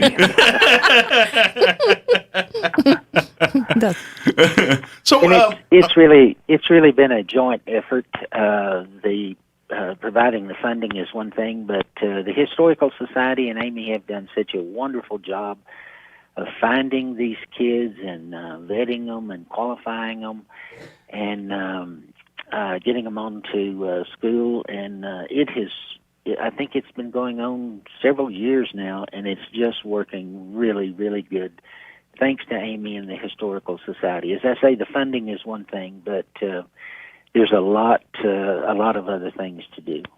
Well, you're absolutely right. This is, it's kind of like fixing, trying to make the world better one person at a time, and that's what I really love about the whole Troy Hayes Scholarship and everything. Obviously, we have some excellent kids that apply for this, and I don't think most of them, if not all of them, really have problems getting motivated or knowing the direction they want to go. We're just really the conduit to help them get that little extra resource to go in the direction they want to. We just the actual greatness is all the kids. We thanks to your your contributions, makes it a little easier for them to come to us and hear about it. So we to be honest, I think we have the easy job. We just got to find, and that's not true either, because the real problem is we have so many great students, youth that apply, and sure, you'd love to give every single one of them a bunch of money, but that's not how the world works, unfortunately. But it is a great job. But so and this is something I'm a little naive on. Do you get any is it all the Historical Society, or do you get to see some of the applications and get some input on some of that, or is it pretty much you just say, I got the money, you guys do your thing? No, I have met all the kids. Mm-hmm. I don't get involved in the selection process, but after the scholarships are awarded, Amy has been has always found a way to get me together with all the kids that's won over the years. Good. And so I meet them and talk to them, but I'm not really involved in the selection process. Well, you get the fun part then, because I think that's the part, and Amy can attest to this, is we consistently have students that have won the scholarship, earned the scholarship over the years. I say won, they earned the scholarship over the years. And to a person, they all kind of come back and keep us updated on what they're doing right now, or keeping us abreast, or some even roll up their sleeves and come back and are volunteers at the Historical Society. But almost every single student comes in, says thank you, and talks about what they're doing. And we've had kids at colleges all over the world, not just here in the United States, that have utilized some of this money. And, some of these kids, either are finishing degrees and moving on to their careers, depending on when they were awarded the scholarship here. But it's neat to see how, through the Troy Hayes Scholarship, how it's directly impacted handfuls of kids, just in the five years or so we've been doing this here. It's been it's really a cool thing, and for one, I can't thank you enough for having the foresight to say, I want to do something for my wife that shows the legacy that she wanted to leave on this earth, and we can't thank you enough for allowing us to be a part of that. I 100% agree, Mike. On the way over here, when I was driving, I was thinking over 5 years ago, it's been longer than that, but many years ago, but Tina and I sat around and thought, wouldn't it be fun if we started a scholarship membership? Yeah. And then to think how far it's come, and that was a one-time gift, and back then, Troy Hayes hadn't been involved, and I believe it was Mr. Bean, Bob Bean, that was the first donor for scholarships, and to think how far we've come. And I think one of the most important things, I can't say thank you enough to Troy. I think it's an honor to be in his presence. Mm-hmm. It's an honor, even more so, to be nominated for something when, quite frankly, we should be doing that for Troy. Mm-hmm. But I think the most important thing that when we sat down to talk about this is that we wanted to celebrate the life of his wife. Mm-hmm. And we intentionally selected scholarship opportunities that were all a reflection of her. Mm-hmm. And we make sure that the kids get to know her and him, but this road is it's a long road in our future, and I can't wait to see all the dots we connect and how many kids we've impacted. There's some golden individuals that have really impacted my life and Troy's. And together, they're just part of our family now. They're coming home, and they're coming home to their family, and that includes coming to the Historical Society. Which That's really amazing. Absolutely. And I just can't thank you enough, Troy. And the thing I will say is to know one thing about Troy. This is just the beginning, because he's expanded and broadening our family and brought other individuals on board, like the TSI Fund, the Serafinos, and other wonderful people to say, come on, this is too much fun for others to not experience it. Absolutely. Well, and I imagine, sir, you get this like everybody else. The more hands make less work, and that really, when we get more people investing in our youth, like Troy and his family and others that he's bringing to the table here, that's how we ensure our future's bright and make. I mean, you turn on the TV and everything's going crazy in the world, and you get mad and frustrated here and there. But I tell you, investing in the kids, keep working, just keep doing the things are the right things, and you keep that going, and we'll get through the rest of the stuff. The other stuff will work itself out. I know that in my heart, and so, long story short, thank you, sir. Appreciate it. Thank you very much, and I'm very excited to see the Serafino family and Bank of the Southwest and others joining us now. And as you say, I think it's a testament to how good a job the Amy and the Historical Society is doing, and it's really exciting to see more people get involved and more kids get a scholarship. Absolutely.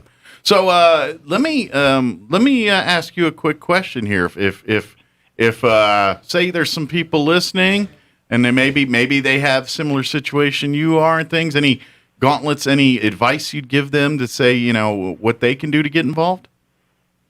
Well, contact the Historical Society, and Amy and I will get in contact with them.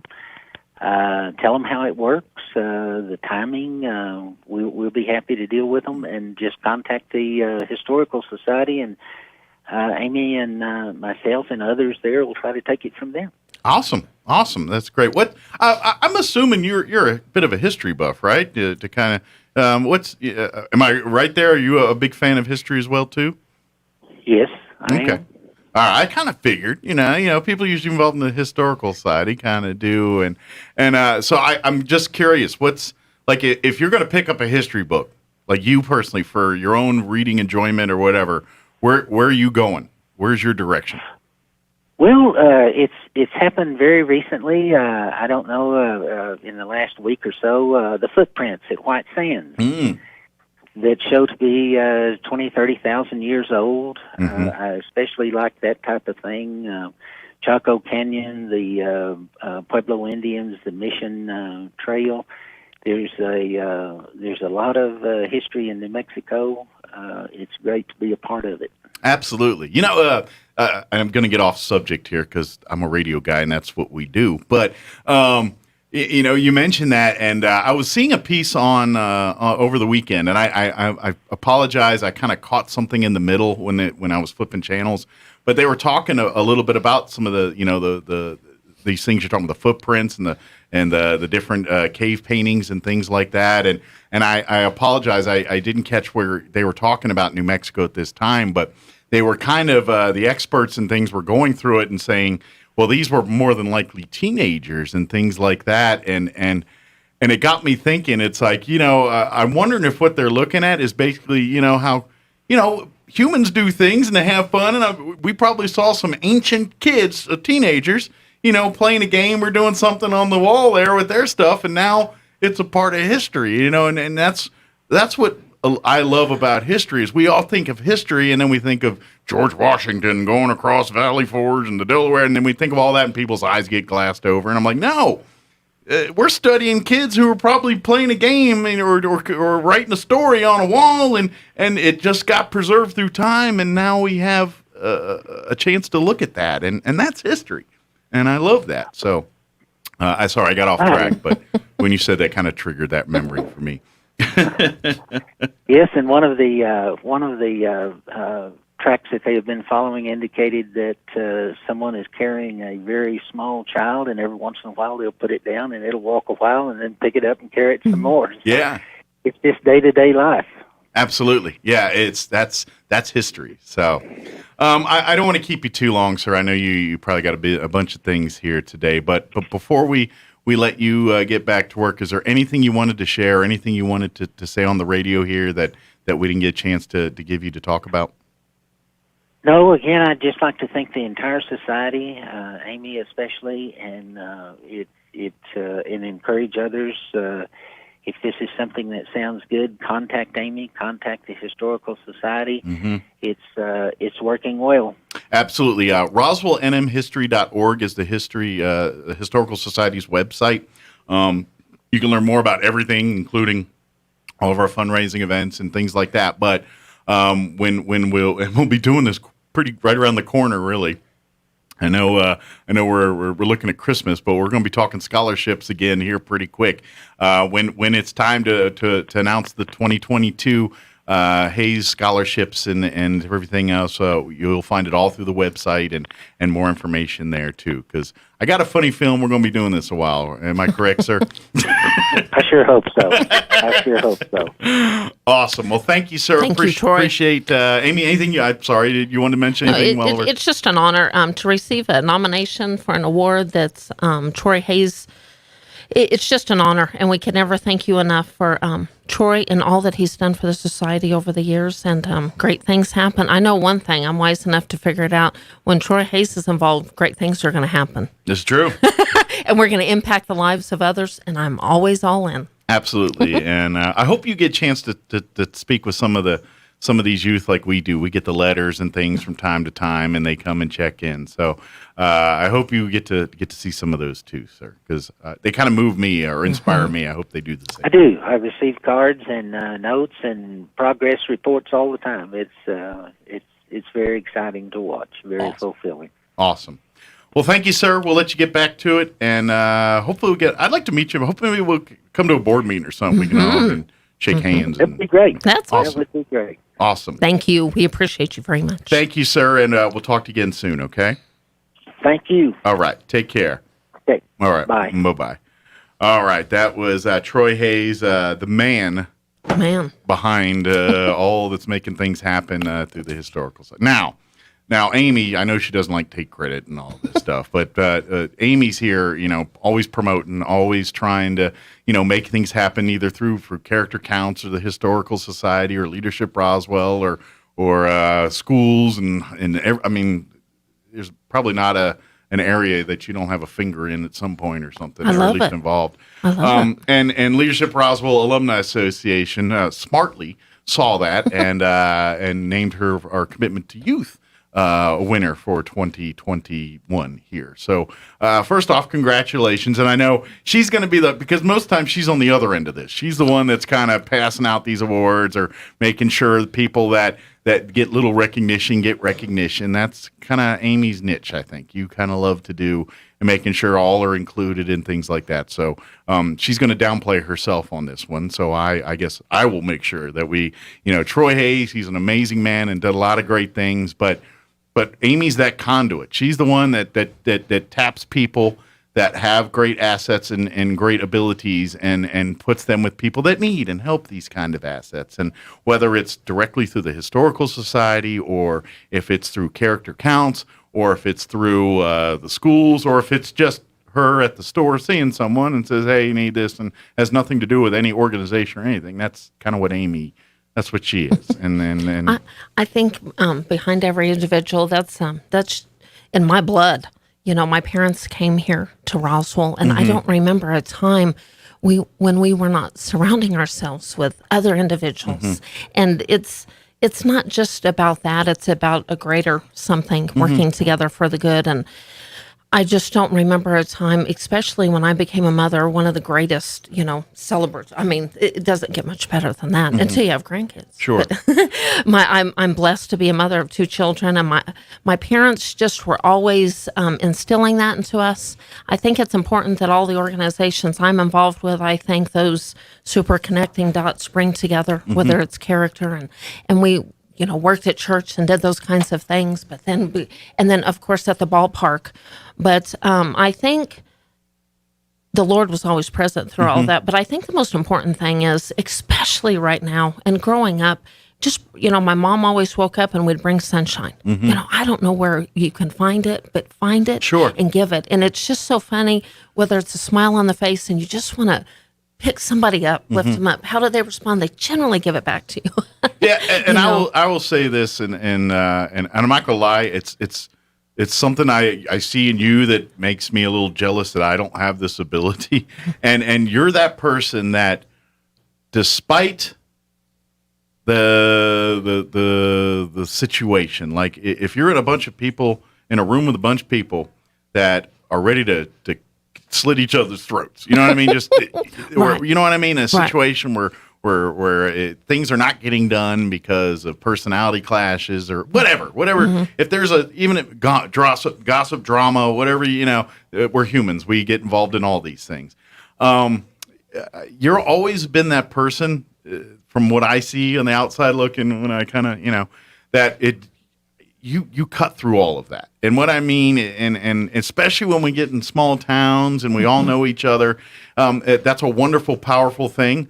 But the part that can be the downfall when it comes to local and everybody knowing everybody is everybody knows everybody. And so the baggage that comes with that can sometimes trickle into what you're trying to get done. Where, I grew up with that person in school and then they were doing it. You know what I mean? It's just that small town, and you always are that person, despite personalities clash, and you're like, all right, I get it. Y'all can hash that out later. Let's.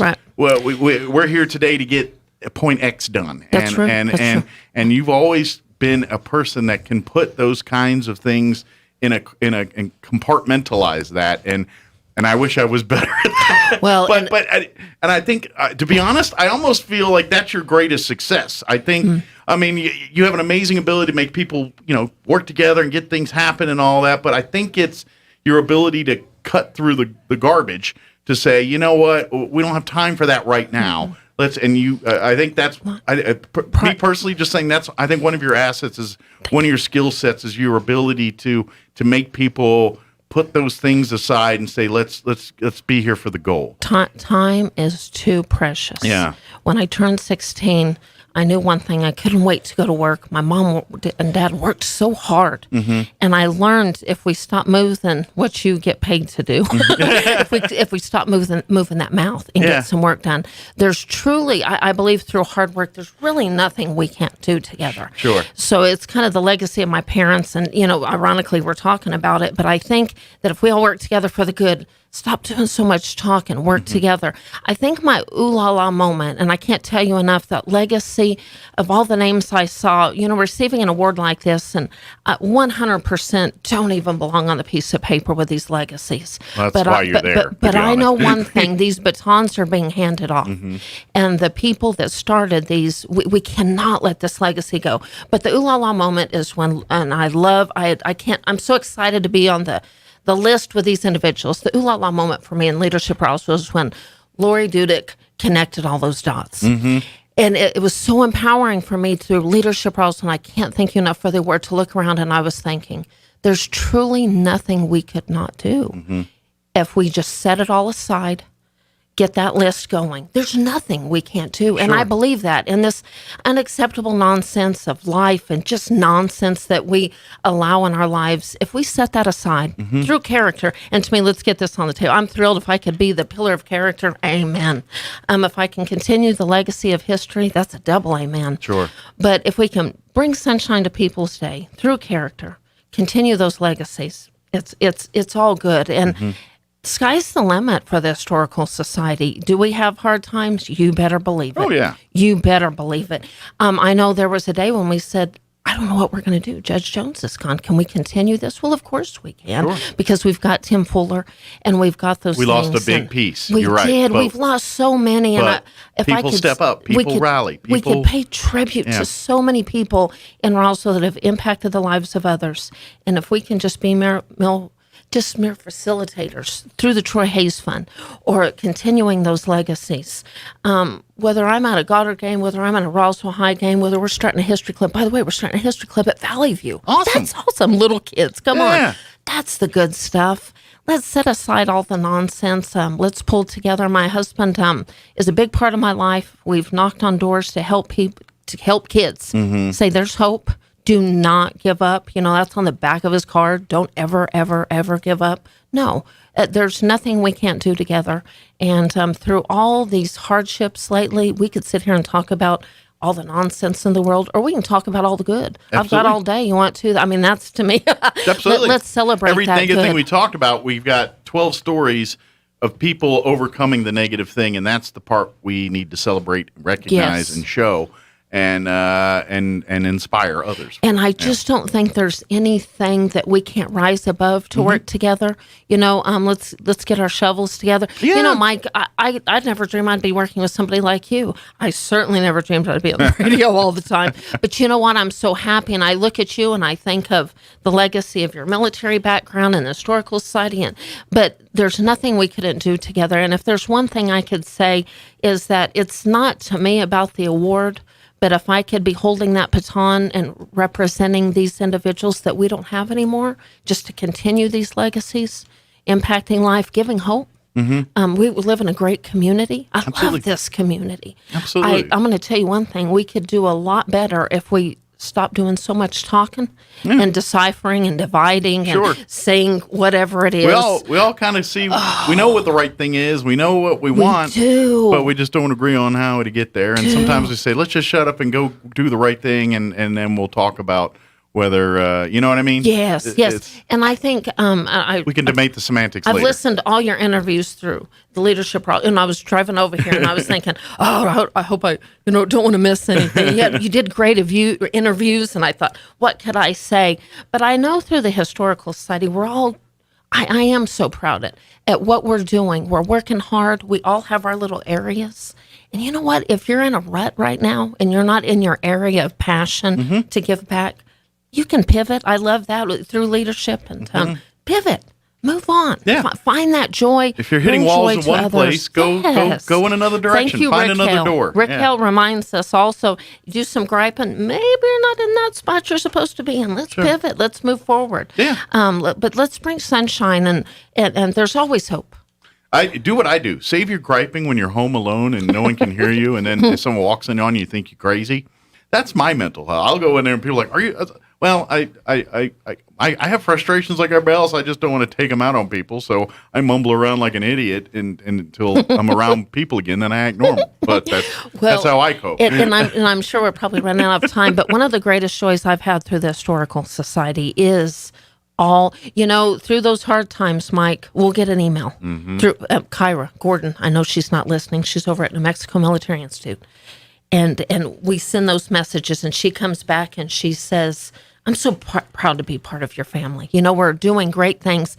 Every single scholarship winner, we just want to, it wouldn't be possible without Troy and Bank of the Southwest and Pioneer Bank and all those. And that's the good stuff. And these kids celebrating history, getting fired up about this amazing town and all its rich roots. So, well, and you know what, that makes sense, because this is what Amy does. Amy's the conduit, the motive, the catalyst. Like that's maybe the word, the catalyst. You're the one that what you can't do yourself. You're like, well, let me get this person. Let me wrangle. Let me bring this one into the conversation. You're that one that does all that, and that's why things happen, because you're kind of like, all right, hit a brick wall. All right, let's pivot and let's do this. That's right. And that's and it's kind of, if you have that ability and that set as just how you do things, you're going to find out that you're going to find success in a lot of different things that you pursue. Family's everything. The Lord's everything. But I'm going to tell you one thing. I hope Les and Loretta Walker are listening. They're some of my best friends. At the age of 16, that light bulb came on of work ethic and character. And that's it. Boy, that's the good stuff. My family just built that foundation, but I am a little choo-choo train, and I won't stop. My husband and I both, I don't know if we'll ever retire. and we may not, because we love it, and it's too important to not do something. To help others. So. Well, we're out of time, but Amy, I thank you very much for everything you do. She's always, puts it in the back, even in when she's in the spotlight, she's always still putting herself in the back burner here, and Thank you for everything. Well, you and do. a Thank shout you out for to Leadership Roswell, Rick, and everybody on the Leadership Roswell team. I'm so proud to be a part of that. And when we can get these leaders together, that's Absolutely. some good stuff. Yeah, too. if for folks out there have not participated in Leadership Roswell, you got some time to think about it, because the next class will form here next summer. But please consider it. Think about it. It really is an excellent program, and to a person, I think everyone that goes to that program and completes it, whatever their goals are asked, they're in a better place than when they started it. Yeah, and whether you're just starting out on a career or retired, I love that the diversity that they bring together, because it's never, you can retire and just start a new life of leadership. There's people in the class in their 70s. There's been people in the class in their 22. So, and I'm just proud to be a part of it. Absolutely. Yeah, and if you're on the alumni board, we're on the alumni board together. If you haven't been involved for a while and took the class a long time ago, give us a call and get involved, because to me, that's just another. Yeah, we got a bunch of us that are really busy, and we miss stuff, so we need more people to help us. So. That's right. I'm talking about me mostly, but yeah. Well, thank you, Amy. Thank you. Appreciate We'll see you here next time. All right. Okay? Happy day. And everyone, we see Amy out and about today, give her a pat on the back, and maybe buy her a cup of coffee or lunch or something. If you see her, she'd like that. So, thank you, man. Thank you. All right, it is 8:55. Let's do a quick business update. Quick break before we get you in the news. Don't go away. With the SRN News Business Brief, I'm Bill Alexander. Sales of new homes in the U.S. rose modestly in August as rising prices continue to sideline potential buyers. Sales of new homes last month rose 1.5%, reaching a seasonally adjusted annual rate of 740,000. That's more than economists had expected and follows an increase in July. A major U.S. port was the target last month of suspected nation-state hackers, according to investigators. The Port of Houston, a critical piece of infrastructure along the Gulf Coast, issued a statement saying it had successfully defended against an attempted hack in August, and no operational data or systems were impacted. On Wall Street, the Dow up 133 points to 34,798. The Nasdaq lost 4 to 15,047, and the S&P 500 up 6 points to 4,455. With the SRN News Business Brief, I'm Bill Alexander in Washington. Innovation, service, integrity, and knowledge. J.S. Ward & Son Insurance Agency. Auto and home, life and health, personal and commercial. Bonds too, since 1925. We have the coverage for you. Innovation, service, integrity, and knowledge. J.S. Ward & Son Insurance Agency. This is John. Hey, my name is John Jackson. He's not some actor. He's a steward of the land with a John Deere 3 Series tractor and a PTO Quick Connect that hooks up rear implements with a single click. John runs with us because to him, there's nothing more important than connecting with the land. Nothing runs like a Deere. Hear John's story at Deere.com. Stop by Pecos Valley Equipment in Artesia and Roswell, or visit us online at pecosvalleyequipment.com. Hey CVE members, have you scheduled your no-cost home energy audit? If not, we're getting close to fall and cooler weather. It's time to sign up. Call 575-746-3571 to get your name on the list for a free home energy audit. Weather stripping, new door sweeps, minor repairs, and much more. Start saving money and keep that purchased air in your home. Central Valley Electric is happy to partner with Green Metal Energy for this valuable audit. Again, 575-746-3571 to sign up. Call now. I was driving home from work. I got off the bus on my way home from work. I drive the same way every day. I get off the same stop every day. Driving through the intersection. Walking through the intersection. I didn't even see her. I didn't even see him. Then it was too late. When you're walking. When you're driving. Look for me. Drivers, look for pedestrians. Pedestrians, look for drivers.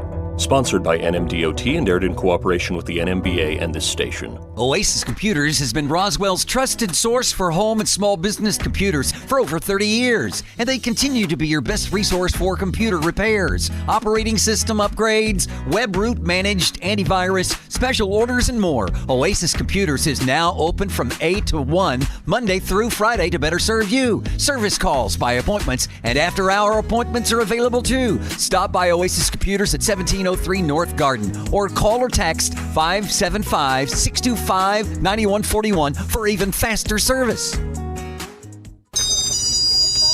Welcome to the Asian market. This is Nok.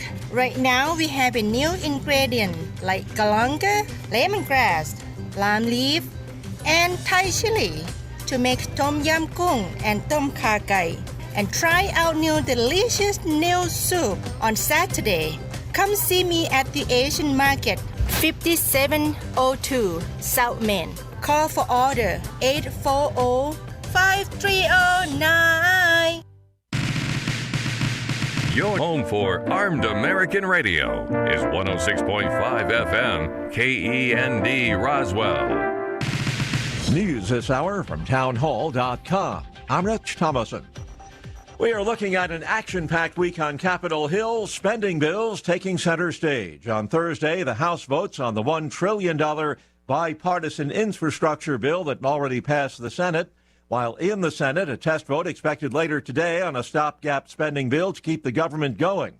Republicans may block that bill because it includes a Democrat proposal to suspend the debt ceiling, and Republicans argue that that issue should be taken up in a separate bill. In remote northern Montana, our thoughts and prayers are with all the individuals and families impacted by this heartbreaking event. Montana Governor Greg Gianforte at the scene of a deadly Amtrak derailment. 3 people killed, 7 others hospitalized. Amtrak's Empire Builder derailed Saturday afternoon near Joplin, Montana. The NTSB is investigating.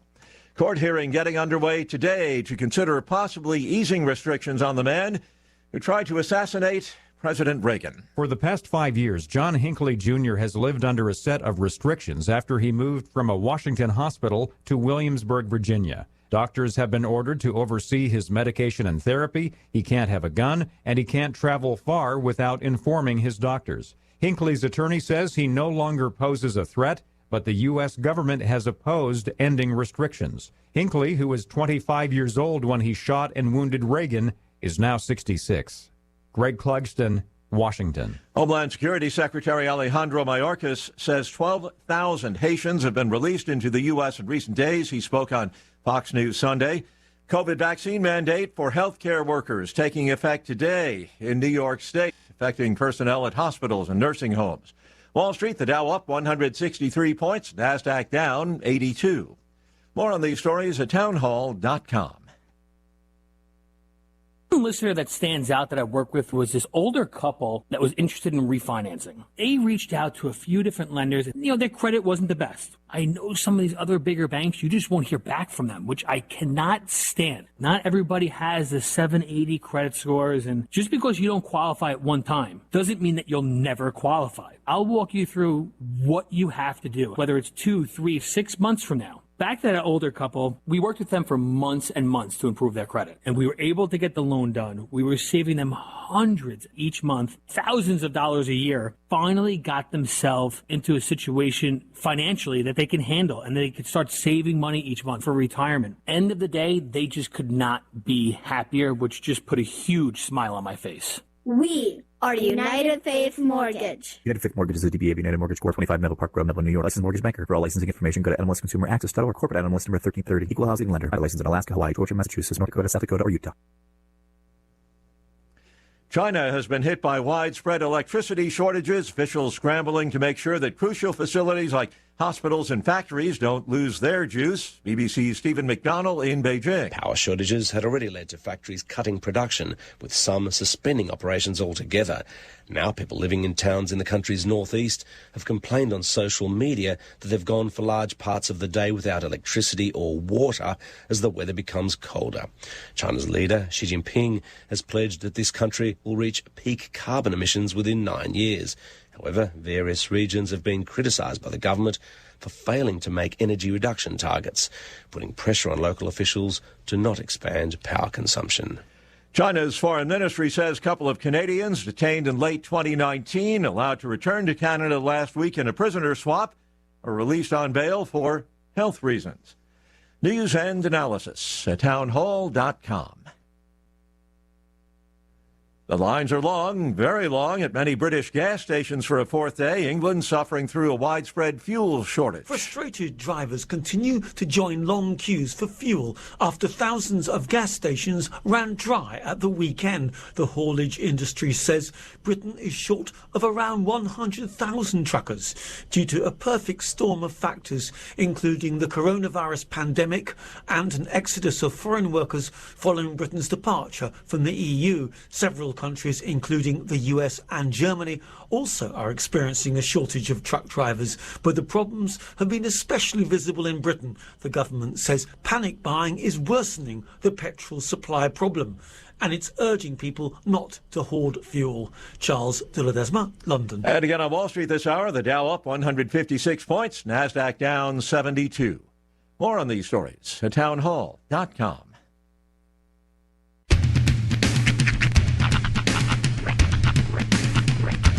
What in the wide, wide world of sports is going on here? I promise you, whatever scum did this, not one man in this force will rest for 1 minute until he's behind bars. Now let's grab a bite to eat. Yeah, come on. I feel the hot wind on my shoulder and the touch of a world that is older. I hit the switch and check the number, and then I slumber. I hear the rhythm ringing through it. Flamenco guitar and cumbia music. I hear the talking of the DJ. The demolition, what does he say? I'm on a Mexican radio. I'm on a Mexican radio. Broadcasting live from high atop the J.P. White Building in downtown Roswell, New Mexico. It's Mornings with Mike Winters on 106.5 Roswell's Talk FM. Is that what I sound like when I talk? Now, here's your host, Mike Winters. And good morning. It is 6 minutes after 9 o'clock. Welcome to hour number 3. Tres inviernos. Of Mornings with Mike Winters, right here on 106.5 Roswell's Talk FM. Happy Monday, everybody. Yeah. It's Monday. Mm-hmm. At least we got some rain coming, I think. Yes. It kind of makes me happy. A little bit of cloud, a little bit of the blue sky, and it's kind of a weird mixed day. I mean, we have a little shot today, but our bigger chances will be later this week. And it's not even like the thought that the rain's here. Mm-hmm. It's the thought it's coming. It's kind of like Christmas. Right. You get all excited about Christmas, and then once Christmas is there, you're kind of like, you know what I mean? Yeah, the anticipation is bigger than the event itself. So I'm like, ooh, it's going to rain this week. And then when it gets here, I'm like, I thought it'd be bigger. You're a destination or a journeyman. Yeah. Not necessarily about the destination. It's all about the journey. I think so, a little bit. I'm a little bit of that in me. As I get older, I'm more of a journeyman. Yeah. I think it's an age thing. I think when you're younger, you're a destination person. Oh, totally. But then as you get older, it's like, enjoy the ride, man. I'll tell you why. Because when you're younger, there's a lot of destinations to look forward to. This is true. 18, then you're 21, then you're 25, and you can rent a car. No, that was a big one for me. But yeah, after that, there's not a lot of destinations. At this point now, it's just like, make it to dinner time. You ain't wrong there. Because, yeah, when you're younger, you're like, oh, I'm going to go to school. I'm going to go to this. I'm going to become this. And now I'm like, ooh, I'm having spaghetti tonight. Yeah. You find those little victories and you just latch onto them. Hey. Absolutely. Big Brother finales this week. Sweet. That's my world now. Dude, you joke, but I used to get so excited when it was Survivor finale week. Well, they start the new season. Do they really? They started last. I haven't even thought about Survivor in so long. I think it was last week or the week before they started the new season. The last time I thought about Survivor was pre-pandemic, honestly. I haven't watched Survivor, and I gave up 2012, 14, somewhere in that ballpark. I mean, I was a huge fan, but the thing is, it is a time commitment. Survivor especially, because, well, you get to the end, right? You watch every week, for the week by week, whatever, but you get to the end. That last day, that last episode is a 2-hour episode plus a 1 hour finale or a reunion. It's a full night commitment on a Wednesday, usually Wednesday or a Sunday. I'm like, I'm sorry, but I've got stuff to do. I've got kids. I can't commit to 3 hours of programming. And they're hard to record and watch later because they're all over social media. Yeah, because everybody knows. So won. Or, Survivor is easier now because nobody talks. Because really nobody talks about Survivor. Yeah. They're not relevant anymore. We've sort of fallen off. It was a huge thing with my family growing up, though. Every week was Survivor. Survivor night. Yeah. Cancel plans. Tell friends we're not going out. But I guess I kind of dig because Big Brother's the same way. But I like they basically take that show and exclusively make it a summer thing. Yeah. And so they commit you to like 3 nights a week of the show, and it's an hour to 2. And then the same thing with the finale. It's like a 2-hour deal and all this. And I don't think they go 3 anymore because they used to, but I don't know if they do anymore. The appeal, though, it used to be like, ooh, what are they going to do when the TV cameras are off and it's just like the internet cameras. But it's like you tune into those feeds and it's just like dudes sitting around reading, reading a book or something. Well, at least I get them for, I'm going to say free now. Because I get Paramount Plus, I pay for that. So, yeah. But if you get that, they just give you that now. So they don't make you buy an exclusive. So they give you the feed stuff like the. Yeah, there's like if you're a Paramount Plus subscriber, then there is a thing where you can watch the feed channels of Big Brother, and it just shows them either it's the fish tank or them staring at each other in a room eating chicken or something. Because the mindset is anything that interesting happens during the feed moments is going to be featured on the episodes later, right? For the most part. Right. So it's like you're tuning in for the big moments, but the big moments are just going to get rerun later Generally speaking, the people that are probably watching those feeds, they're obsessed with the show to the point where they're probably sacrificing in their own life. There's a level of voyeurism to live vicariously through others. So the people that are probably watching the feed probably, spend time, in their pajamas. Just saying. I'm sure I'm making assumptions here, but no, I would say probably a majority of those people are probably people that's their life. If the internet weren't a thing, these are the people that would be posted up outside of people's windows. Yeah. Just like watching dudes have dinner. Yeah. Well, but that's why I like the Big Brother, because they put you in the summer, but there really isn't anything else on anyway. That's true. There's not a lot to compete with. So 3 night a week commitment, an hour a night isn't that big a deal for me. And if it doesn't work out, I record them and watch them the next night. It's no big. And good news is Big Brother, kind of like Survivor, is not relevant enough to where you don't have to get on the internet. It's not like sports. Yeah. Like yesterday, I was watching my game, and then I had to leave it like in the. Fortunately, my team stunk so bad that there was nothing worth finishing that game up for. I was like, yeah, this one's not ending pretty. I don't need to see any more. Yeah, I don't want to watch this massacre. I'm good. Yeah, it's kind of masochistic at this point. I don't want to watch it. So, so I was able to part company with it, no problem. But I can't. I'm one of those people. I can't do sports taped. I can't. Yeah. My father. Not being with us, actually, I know this don't sound right. My father passed away, and that actually helped me do later games or not games live easier, because my father is the notorious one that used to call me during games and be like, "Did you see that?" I'm like, and he's not that big of a fan. So it's not like it'd be one thing if I knew he was watching to watch, but he literally found nothing to do. So he's sitting in front of the couch watching the game, and now he's like, "Oh, Mike likes the Redskins. They scored a touchdown. I'm going to call him."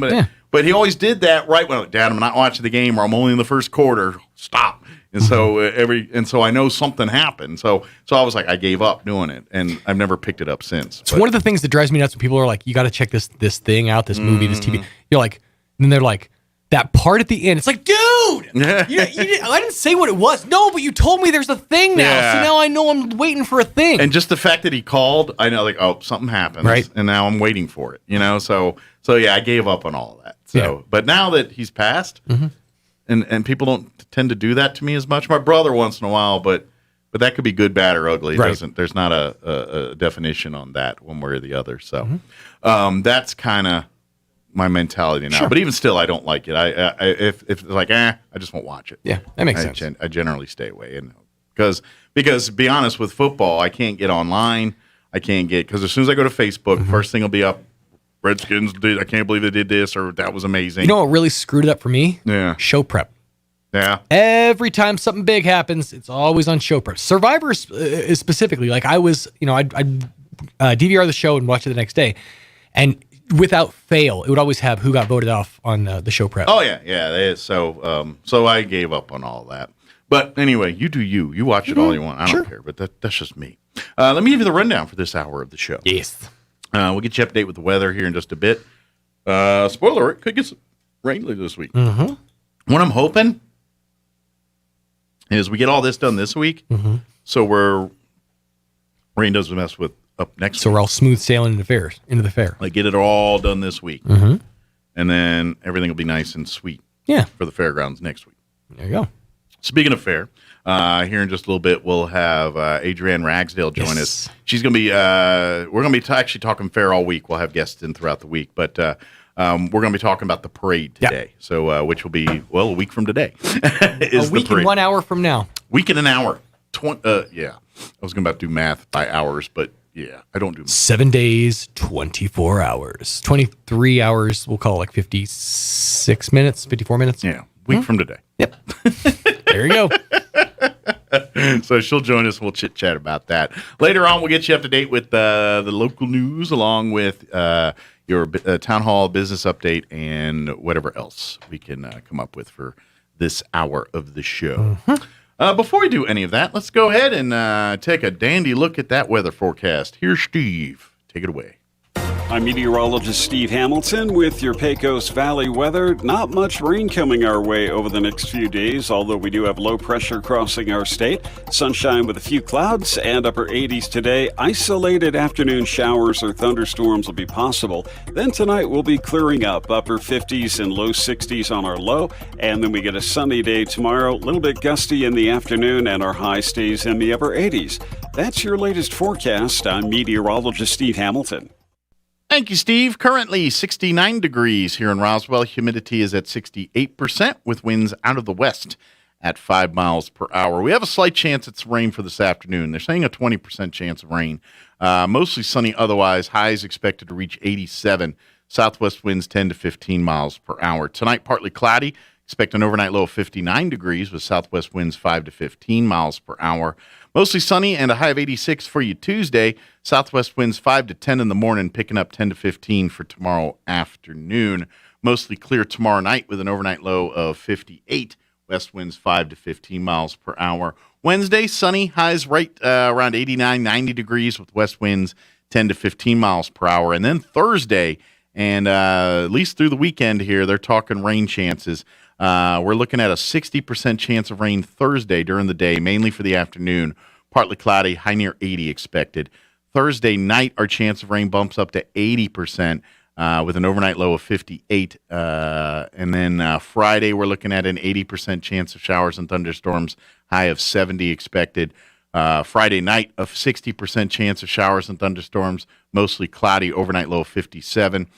Weekend as well, rain chances. 50% chance of rain for Saturday, partly cloudy, high of 74. A 40% chance of rain Saturday night, mostly cloudy, overnight low of 58. A 30% chance of rain Sunday, mostly cloudy, high of 76. So that's what we're looking at for the weather here. Like I said, hopefully we're getting all this rain out this week and then beautiful sunshine and cooler temperatures for next. Or, not cooler, but 80s, 70s. Good fair weather. That's what we're looking for. Hey, it is 9:17. Before we take a break here, I do want to tell you about all that's happening over at Zia Guns USA here in Roswell. They're now a full-line Tacticam dealer, the very same ones you see on hunting shows worldwide. They've got them at Zia Guns USA here in Roswell. Also, they've got a new shipment of Benchmade knives and case knives, too. And they're selling guns, or buying guns. They sell guns, of course, but they're buying them, too. They've got cash on hand. So if you're selling a gun, they'll make an offer.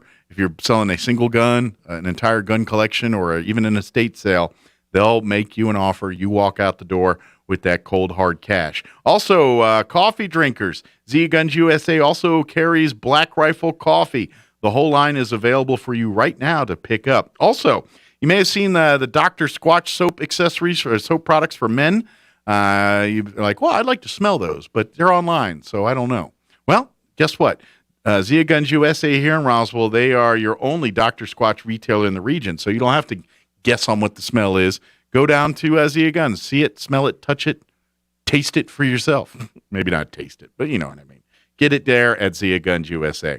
And so come on by. Stop and shop the locally owned Zia Guns USA here in Roswell, 1907 North Main, the only gun store to be open on Sundays but closed on Saturdays because they spend Saturdays with family, and you should too. Stop on by, 1907 North Main here in Roswell. All right, it is 9:18. We're going to take a 3-minute break, and then Adrienne Ragsdale will join us talking fair and fair parade on the other side. Do not go away.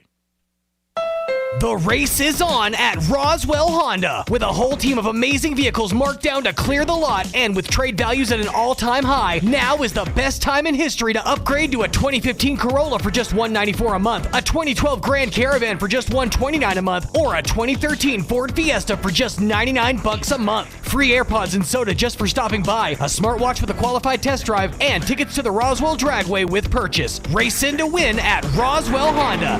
2177 West 2nd. As the school year comes to an end and COVID restrictions start to ease, don't lose sight of the lessons learned. Cover your cough, positive personal hygiene, respect one another, show and tell others you love them.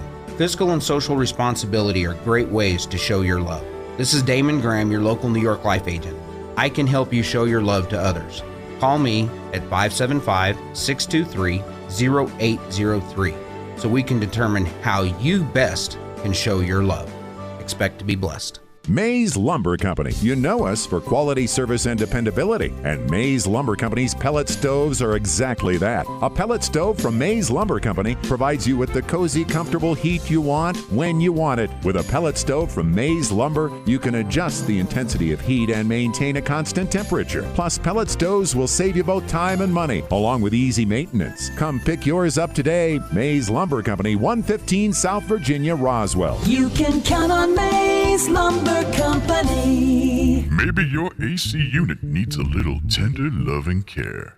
If you don't know where to turn, then you don't know Jack. Fergalicious. In fact, they're downright funky. Fergalicious. Let the boys at Fergie's Plumbing and Heating get your AC unit ice cold, just like some of my lady friends. Don't let any fool make you lose your cool. Fergie's Plumbing and Heating. If you don't know Fergie, then you don't know Jack. 622-2660. Fergalicious. It's an idea whose time has come. The MTA Mechanics and Tires Mobile Tire Shop. No longer will the drama of auto service ruin your entire day. Instead, MTA Mechanics and Tires will come to you. MTA will install new tires, fix your brakes, or just fix a flat while your vehicle is at work, home, or even the airport. So skip the drama. Call the Mobile Tire Shop at MTA Mechanics and Tires, covering Roswell, Carlsbad, and Artesia. The sun is setting on another summer, and that means savings for you during the end of summer clearance event at Richland Chevrolet. All this month, we're slashing prices across the lot. That means super low payments, like a 08 Jeep Wrangler as low as $238 a month, a 2007 Toyota Tundra as low as $228 a month, or a 2014 Chevy Malibu for as little as $219 a month. Don't let the sun set on these savings. It's on all September long, the end of summer clearance event at Richland Chevy on West 2nd in Roswell. Ride for the brand. Here's a Mornings with Mike Winters fun fact. Turtles can breathe through their butts.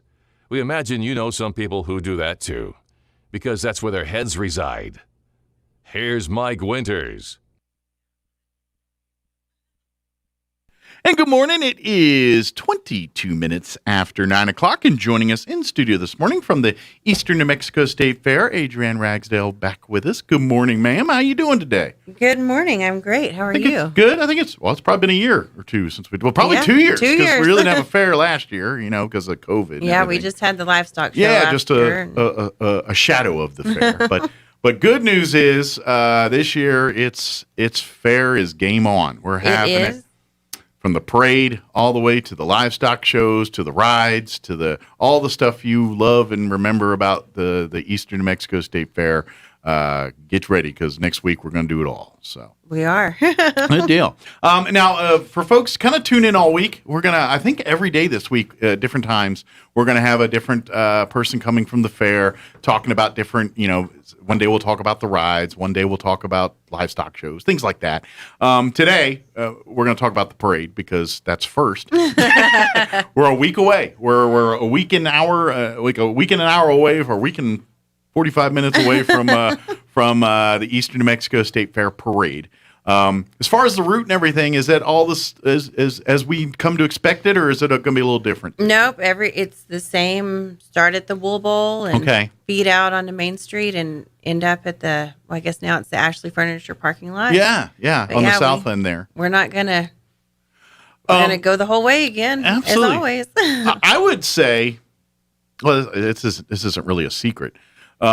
The Eastern New Mexico State Fair is probably the largest parade that we get coming down Main Street. We have our light parades, we have lots of Veterans Parade, various parades throughout. But the Eastern New Mexico State Fair Parade, that's the one that it takes a while. Because there's a lot. We have a great community, and we have a lot of folks participate. So when you get there, be ready to get good and camp down because we got out a lot of floats. Usually, on average, there's about 100 different floats or entries that are part of it. And I'm not sure we're going to have that many this year, but it gets pretty big for the parade. Well, and we have we extended just because kind of like everybody, it's kind of snuck up that it's time. Yeah. And so we've extended the entry deadline until it'll shut down at midnight tonight because we have an online system now. So you're saying there's a chance if you want to get in on the Here's your chance. parade. Get online and do it. Yeah. So now, granted, today's the last day to get your entry in, but you still have a week to get your float ready. So totally. So even if you're not quite ready yet, no problem. Just you got your 2-minute warning here. You got 1 week to get your float ready. Right, and we have people building in the parking lot at the Wool Bowl every year. It's just last minute. It's putting the flowers on. Fine.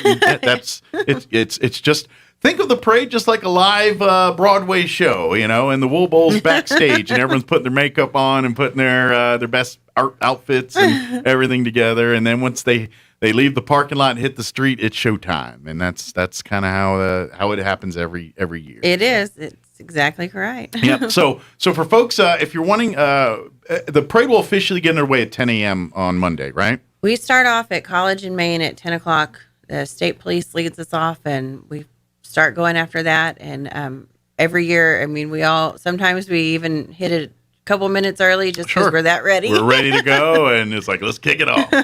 But and the parade route, like you were saying, is going to be the same as it traditionally is. The parade will start. They line up. They get set up, situated at the Wool Bowl parking lot.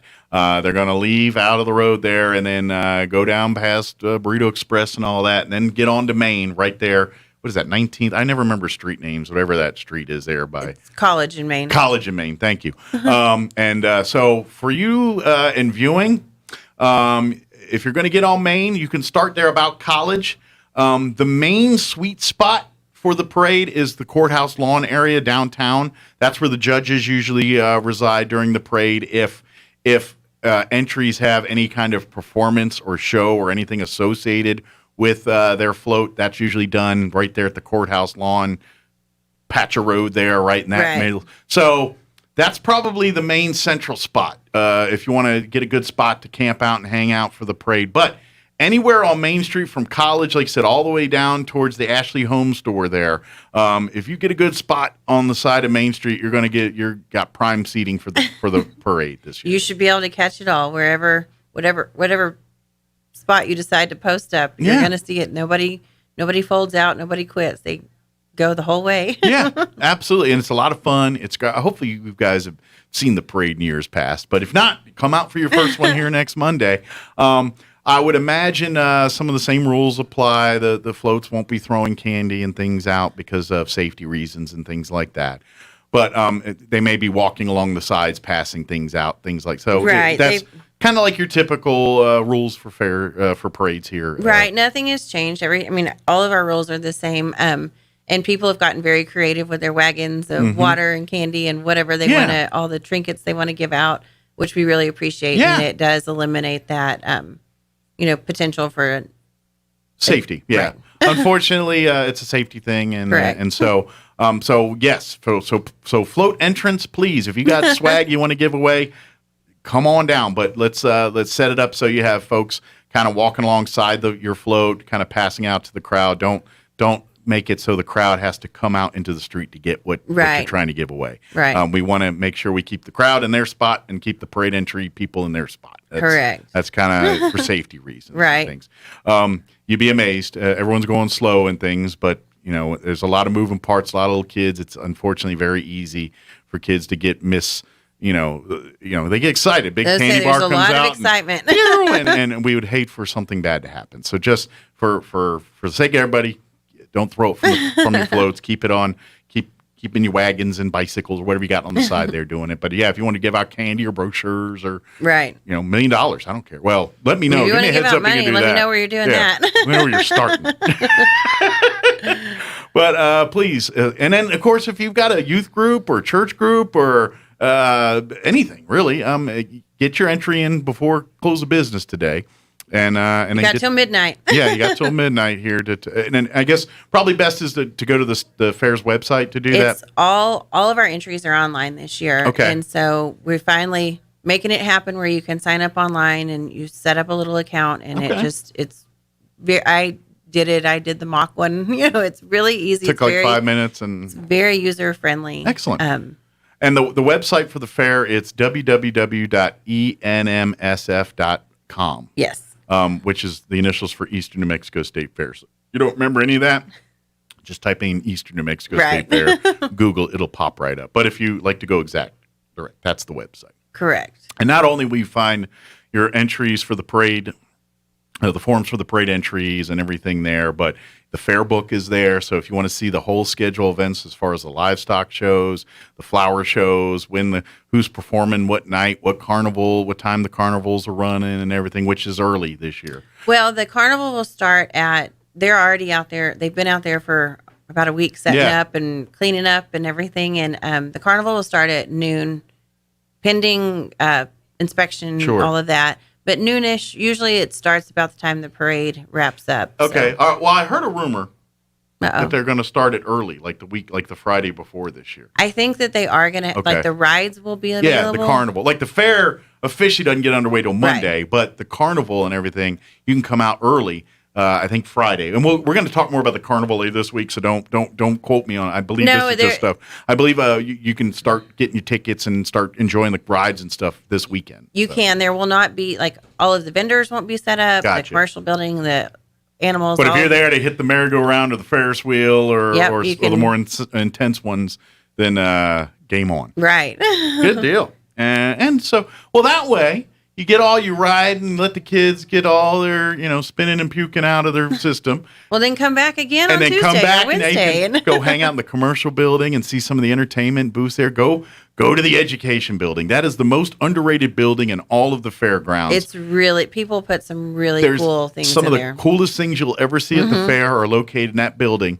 In the series of buildings, it's a couple, and most people just forget about it because they'll go to the commercial building and then they get sidetracked with something on a stick, which I get you, and then the ride, and then you forget. But go in there and hit the trains. Got to hit the trains.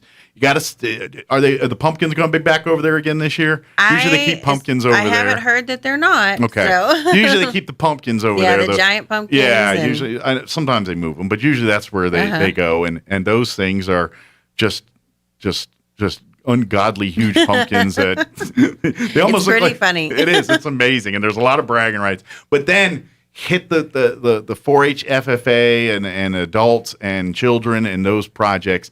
Everything from the artwork to the some of the coolest paintings you're ever going to see are in there. And then you look at it, it's like, that's amazing. And then you see a 9-year-old. I know. You're like, what happened there? We have a lot of talent in this community, and it's, the quilts, the photography, and then, of course, the livestock, just these animals that these kids have dedicated months and months of hard work and energy into. It's really impressive. Absolutely. So again, to participate in all that, come out to the fair parade. Again, that'll start 10 a.m. on Monday, 1 week from today. And then as soon as the parade's over and everything, it's game on. Come on out to the fairgrounds. The commercial building will open up. The education building will open up. We'll start, it'll start doing fair stuff. Yep. And then usually around 5 o'clock that night, they'll fire up the carnival and the first nights of entertainments and everything that's going to be happening. And it's full on fair time. It is. So get out to the parade, get you a good spot. And of course, if you're going to participate. If you're going to participate, this is the number one question is, what is the theme? What is the theme? Yeah, what is the theme for this year? I forgot to ask all that. Is a year in the rear view. Okay. So not a year in review. We don't want to review last year. We just want to put it behind us and move COVID, on. what? I don't know what you're talking about. We put that in the rear view mirror. Right. That's our... Cool. So we're moving forward this year. All right. So you could take that in many directions. Yeah. I mean, if you want to go futuristic-y, kind of, spaceship-y, rocket ships. I love it. People come up with the most creative things, and it's so fun. Yeah. Or just maybe, you know what? Maybe do it like literal. And do like the interior of a car, and then you just rip out the rearview mirror and put it in the backseat. I know. And just symbolically do that. Take it. I took it literal this year. We'll see what people do. But there's a lot of opportunities for cleverness out there. And it's part of the fun. So, again, and if you're wanting to know rules and things for the parade and what you can and can't do on the floats and all that, you'll find all that information again at the Eastern New Mexico State Fair website. Yes. Maybe peruse that before you turn in your application or entry form here. Or at least before you start building for sure and that way realize that it's too tall to get down Main Street or under the street lights and stuff. But I made a Godzilla. We've had some really big, impressive things that have been pretty close. Yeah, it's all a tip of the cap to the creativity of the folks in our committee. I mean, it's that's what I love about the fair parade because every float is equally cute in its own unique way. Whether it's just a bunch of little kids, bunch of happy kids playing football or something, and they're just leaning there on hay bales and waving. To me, that's cute. It is. To just as cute as when someone like I did a whole theme and they've got a show as incorporated and lasers and lights and all. Like, man, that's impressive. I would have never thought of doing that. So to me, that's all equally cute because you get the real world life of kids being in the spotlight that aren't used to, and then they do kid stuff, and it's fun. Yep, you're absolutely Mom's yelling, right. "Stop picking your nose!" And the kid's like, "What?" And you gotta that's life, man. That's the beauty of fair. That's what you get to see. Yeah, and that's when that's how you want to go down Main Street. Yeah. There's no judgment here. You have fun. It's like that's why we all love the school plays and stuff too, because you're like you want the kids to have fun, but then it's fun to just watch kids being kids. Yep. And like we as parents get so worried about doing the right thing serious and all that. It's like, yeah, he's up there with his finger in his nose, but he's having a good time. This is humanity, man. All right. It's real life. It is. That's fair. That's to me, that's the beauty of fair. And then so come out to the parade. Please come out and then make plans to pick your days and things to come out to the fair. Again, go to the fair website, Eastern New Mexico, ENMSF.com. Go there, look through the fair book, plan your events. A lot of it's similar. I know. I know we're talking mostly parade, but just kind of putting on people's. I know, like Senior Day. That's always a tradition at the fair. It's not going to be the same this year. Unfortunately, they're not going to have many of the events that normally would take place at Senior Day, but the discounts. So you still get in the fair free and everything that day. But unfortunately, they won't have some of the booths that are senior centric. You just get to go and enjoy the fair. Some of our special days look a little bit different this year, but we're still trying to honor those events and things. Do all the things that people are used to. It just may be a little bit different. Yeah, but. Things, and of course, free parking again this year. So parents, when you're dropping your kids off to go enjoy the fair, pull into the parking lot. Don't drop them off on the highway. That's dangerous. Oh gosh, no, please don't. Yeah, please just remind these things. We had the sheriff on last week, kind of reminding folks about that. And so, and we gave some good advice for parents and kids. Take a picture of your kid before you go into the fair. Right. That way you see them in the outfits because little kids, they get excited and there's so many distracting things where they get running off and looking at. Next thing you know, your kid's gone and you're like, what happened? I would also use the same tactics at the parade. Especially if you're going to be down in the main part downtown by the courthouse lawn and all that. That's usually the same hot spot where everyone else goes to, so it can get the sidewalks will be crowded and things, and much like the fair would be, right? And same kind of thing. Kid sees a glowy light thing stand and gets distracted, and you turn around and your kid's gone. And so do the same kind of things, and we'll just because it's families and parents, and this is what happens. That way we can all help each other out. You can be the best, most meticulous parent on the planet, and the kid will outsmart you every time and disappear. It's just that's what happens. So save yourself a little bit of a headache and stress and worry about that. Take a picture. Come up with plans of attack. That's when you get to the fair or get to the parade. Discuss with your family, especially if your kids are old enough to let them wander on their own a little bit. Say, all right, if we get lost, we get turned around, we lose each other, pick a landmark, pick a destination. All right, I lost so-and-so, then we all know to go to the Ferris wheel or go to the commercial building, or at the parade, go to the cannon there on the courthouse lawn and meet there. Use a central landmark, something like that. So that way, because I know the fair staff and everybody else, they've got plans in place, and it's a well-oiled machine when all this kind of stuff goes down. But it turns into no big deal when parents are a little bit more proactive on getting information to help. Because what happens, and it happens at the fair, and I imagine at the parade, when the word gets out, it's very similar. They kind of lock everything down, and nobody's coming in or out. Security has their marching orders to go look in certain places. Right, we definitely have our plans. And, exactly.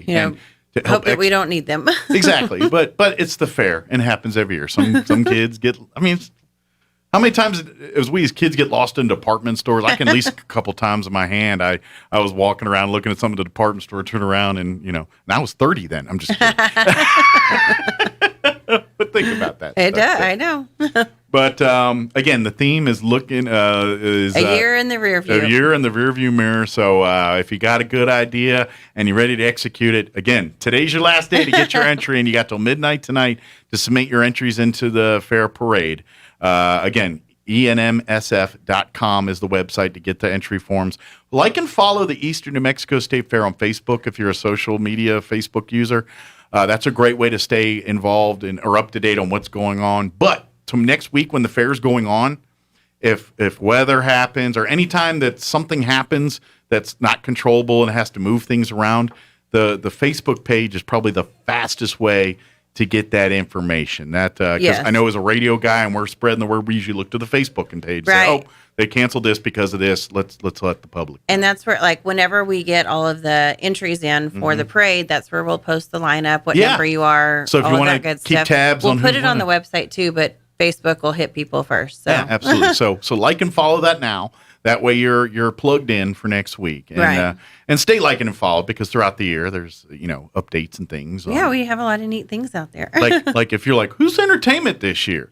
Well, if you're like the Facebook page, you probably already know, because you've probably seen some of the guests and things show up on there. But we have a really diverse group of entertainment this year that we can talk about later this week. Yeah, we're gonna have the entertainment folks coming in. But if you love country music, you're all right. If you love Spanish music, if you love rock, you love classic, I mean, there's going to be something for you. We have a little bit of everything throughout the week. It's some of them are on, we have a big stage with a lot of performers, and then some other smaller acts throughout the day too. So it's going to be good. And come out to the parade. I provided fair and parade in one word there. Come out to the parade on Monday, please. I know it's kids usually off school on fair day, and so you got a little family time together. Hope most bosses are pretty good about getting people. Because let's face it, if you have a business downtown Monday, it's really hard to get work done because everyone's at the fair parade. Yeah, unless you've got some treats that you're selling, then it's probably a pretty busy day. Flip the sign and come sit on the sidewalk and watch the parade out here and enjoy it. Absolutely. And then, like you said, just come out, and then after the parade's over,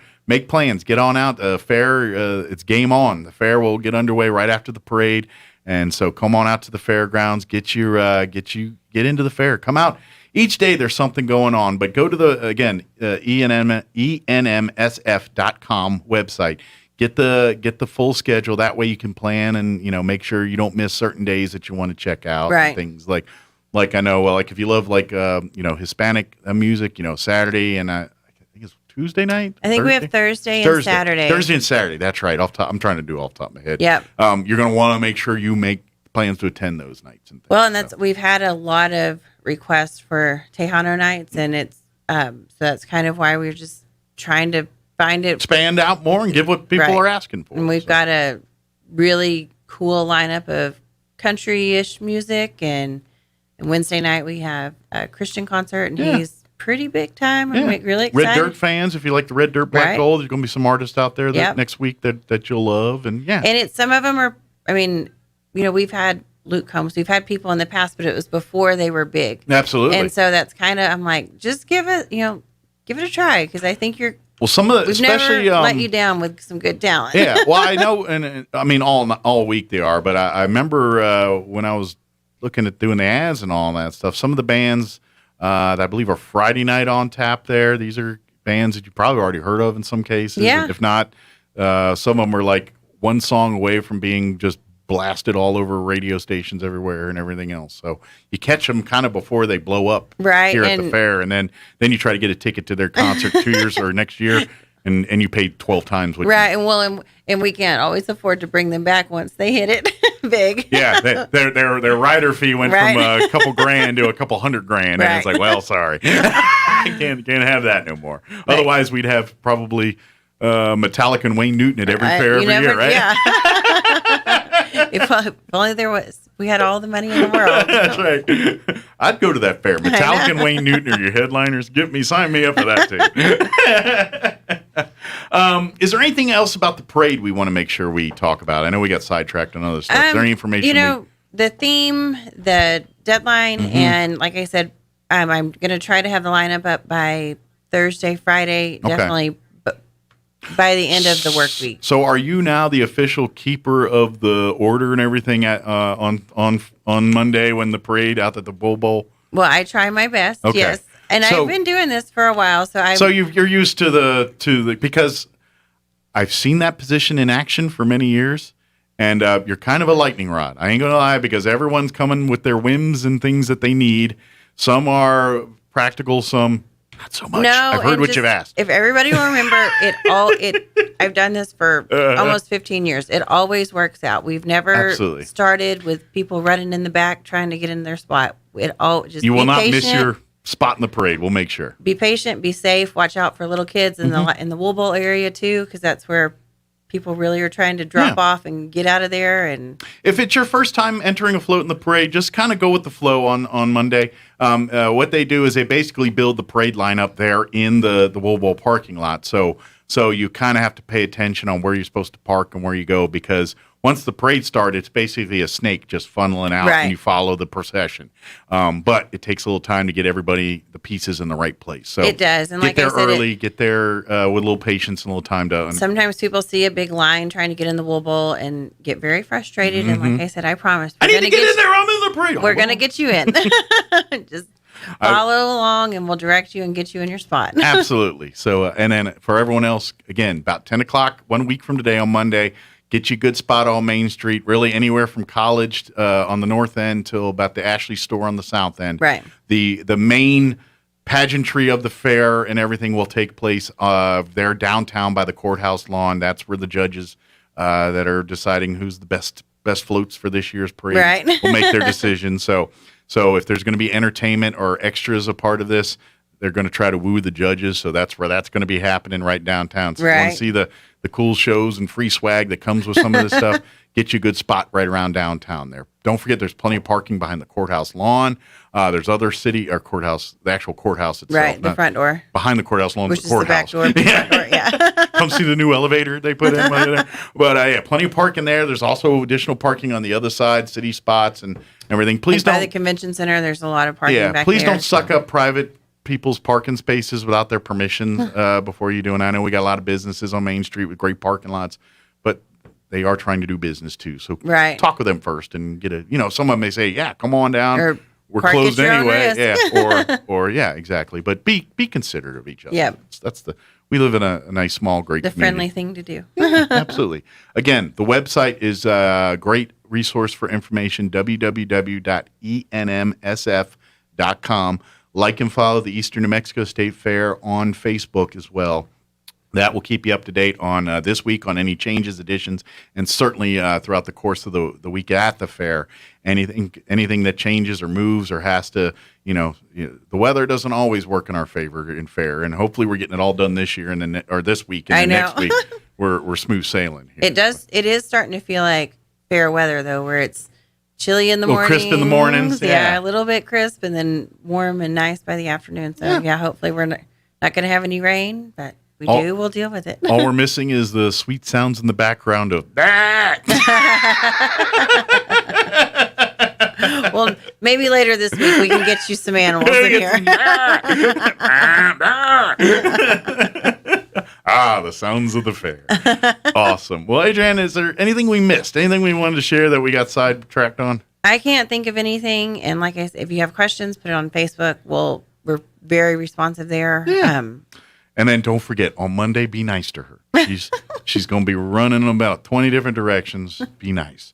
And she'll be, We've got a good team of volunteers to help control the chaos. So, like I said, it always works. Just be patient. Well, I just know that position. Sometimes you got to go with the iron fist on. There's, it's the gambler. You got to know when to, be tough and when to back off a little bit, because well, we're humans. Humans will try to push that envelope. So awesome. Well, thank you very much. All right. Well, thank you for having me. And hopefully we'll see you before next year's fair again. Maybe I'll be back later this week. Okay, we're wearing lots of hats this year. That's right. So she's keeping the fair fires burning here. So, well, thank you. Appreciate it. All right. Well, thank you so much. All right. Trying to work too hard this week. I know. Get some rest. Well, we'll see. We'll try. What's that? All right. It is 9:49. Let's get you up to date. Local news, Hannity update. Town Hall business update, quick break as well. Don't go away.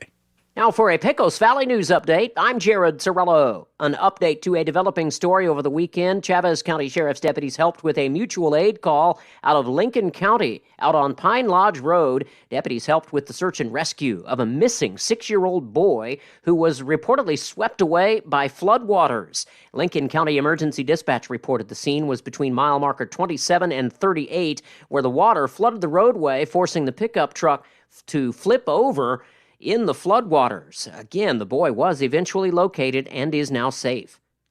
ENMU Roswell is increasing its base pay for all employees at the institution to $15 an hour. The move going into effect next month. President Sean Powell said in a statement that the move will include a pay raise for 25 workers who currently earn less than $15 an hour. There will be an additional budget cost to the university of about $155,000 each year. You're up to date. I'm Jared Cirillo. Your morning espresso starts right here. It's the Sean Hannity Morning Minute. There is a significant majority of registered Democratic voters. They now prefer socialism to capitalism. Fox News poll, socialism 59% favorable, capitalism 49%. I've said it before, I'll say it again. Any name, any form, any manifestation of socialism, redistributionism, it all ends the same way. Broken promises, unfulfilled promises. It ends with more poverty, not less, and giving up how much freedom you calculate at the end of the mess you created. If you think it's going to work and it appeals to you, tell me what part of government is so effective now beyond the military. The Sean Hannity Show from coast to coast later today. All right, the school year is getting started for millions across the nation. Chances are your child's learning environment is not going to be a perfect one. Now, Acellus Power Homeschool, they have become the answer for both schools and for parents that have decided to bring their child's classroom either partially home or for full-time homeschooling. Now, parents worry that their kids are getting behind in math because schools had to close last year, and other parents worry if their kids are on track to read at their grade level. And now we're worried again that our kids might face disruptions this school year. Now, at powerhomeschool.org, it's one word. You're going to see how parents can control their children's education by offering online courses at home taught by some of America's greatest teachers. Now, it's especially effective if your student is struggling or students with learning disabilities. If you are considering homeschooling or looking to fill any gaps at home, please visit powerhomeschool.org. That's powerhomeschool.org today. I'm meteorologist Steve Hamilton with your Pecos Valley weather. Not much rain coming our way over the next few days, although we do have low pressure crossing our state. Sunshine with a few clouds and upper 80s today. Isolated afternoon showers or thunderstorms will be possible. Then tonight we'll be clearing up, upper 50s and low 60s on our low. And then we get a sunny day tomorrow, a little bit gusty in the afternoon, and our high stays in the upper 80s. That's your latest forecast. I'm meteorologist Steve Hamilton. With the SRN News Business Brief, I'm Rich Thomason.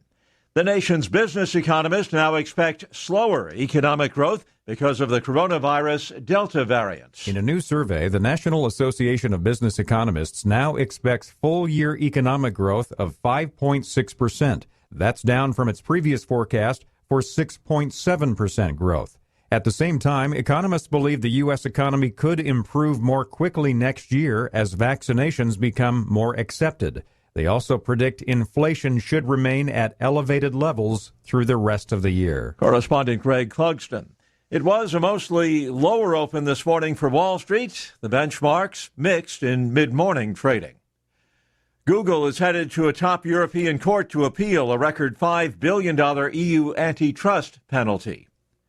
With business, I'm Rich Thomason. Homecoming is back on the High Plains at Eastern New Mexico University. Join us September 27th through October 2nd as we celebrate Homecoming 2021, coming back to life. Don't miss out on all the fun events, including Songfest, the Powder Puff football game, a theater performance of Blythe Spirit, and of course, the annual Homecoming Parade, tailgate, and football game versus Lincoln University on October 2nd at 6 p.m. Be sure and check out the list of events and purchase your tickets today by visiting enmu.edu/homecoming. Mays Lumber has all the hard-to-find hardwood you've been looking for. Oak, cherry, walnut, poplar, and maple. Plus, hard-to-find exotic woods like purple heart, zebra wood, ambrosia maple, black limba, and bloodwood. Perfect for that one-of-a-kind gift piece or table. Get ready with Formica and Wilson Art countertops in 12-footer custom length with installation available. Make it happen at Mays Lumber, 115 South Virginia in Roswell, serving southeastern New Mexico and beyond since 1934. Hey CVE members, have you scheduled your no-cost home energy audit? If not, we're getting close to fall and cooler weather. It's time to sign up. Call 575-746-3571 to get your name on the list for a free home energy audit. Weather stripping, new door sweeps, minor repairs, and much more. Start saving money and keep that purchased air in your home. Central Valley Electric is happy to partner with Green Metal Energy for this valuable audit. Again, 575-746-3571 to sign up. Call now. Mow, dig, haul, lift. The versatile Kubota BX Series subcompact tractor does it all. Switching attachments is simple, and a smooth hydrostatic transmission makes for easy operation. The Kubota BX Series, the #1 selling subcompact tractor in the U.S. for over 10 years. Talk to your local Kubota dealer today to schedule a demo. Go to KubotaUSA.com for full disclaimer. Amigo Machinery, 2801 Southeast Main Street, Roswell. Here's a Mornings with Mike Winters fun fact. Alaska is the only state name that can be typed on one row of keys. Go ahead and try typing the other 49 states. We'll wait. Here's Mike Winters. And good morning. It is 9:56. If you missed any part of our show, check it out at your leisure, ksvptv.com. We had a replay of Sheriff Mike Harrington in the 7 o'clock hour.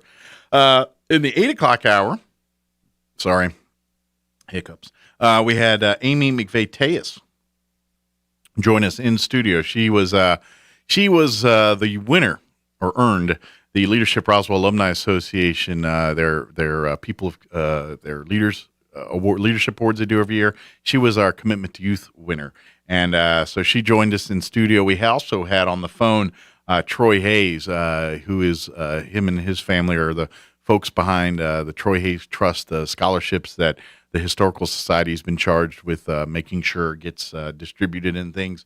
So we got a chance to talk with Troy and Amy then. And then we just talked with Adrienne from the fair, Eastern New Mexico State Fair this hour, talking about Fair Parade and all that. So Eastern New Mexico State Fair's website, enmsf.com, has got all the information there. Speaking of Historical Society, They're doing great things. They're doing bad things from a waistline, though. I ain't gonna lie. Hey, for all you homemade salsa folks, which is all of us, right? The Historical Society's got a homemade salsa fundraiser, quick one this week. Chips and homemade salsa for $15, or you can order an extra salsa for $10. Orders must be made before 12 p.m. On September 29th, which is today's what, the 27th? Am I right? So before Wednesday at noon. And they can deliver, too. Call Amy at the Historical Society direct, 575-915-4471. Again, that's 575-915-4471. The salsa is available in medium heat. So this is middle of the road salsa. So if you like extra hot, it's medium. This is all medium. So just add more if you want. Buy more of it, and that way you get the hot level you want. But definitely, this is made for folks of all. Like a little heat, no heat. It's right there in the middle. It's the Goldilocks of salsas, just right. But again, call the Historical Society before noon on Wednesday, 575-914-4471, and they'll even deliver everything else. So it does not say when they deliver on the sheet here, but I imagine it's later this week. So again, when you call and talk to Amy, she'll be happy to give you that information. So, and then you can lie and tell them you made it yourself. I won't out you. I promise. You can go around, buy an extra thing of salsa, and then when your friends come over and you're like, and they're like, this salsa's amazing. It's like, yeah, I made it myself. Now, you might be on the hook for other things, and that's on you. But tell them you made it. I don't care. I no matter me. I'm all for, get you to buy some. Lie your pants off. I don't care. All right, that's going to do it for us. Thank you very much. I thank you, every one of you guys, for tuning in each day and allowing us to be part of your day. I really do appreciate it. Thank you very much. Have an awesome day. We will be back bright and early, 7 a.m. tomorrow. Till then, take care, everybody. Your home for Coast to Coast AM in Roswell, 106.5, Roswell's Talk FM, KEND, Roswell, New Mexico.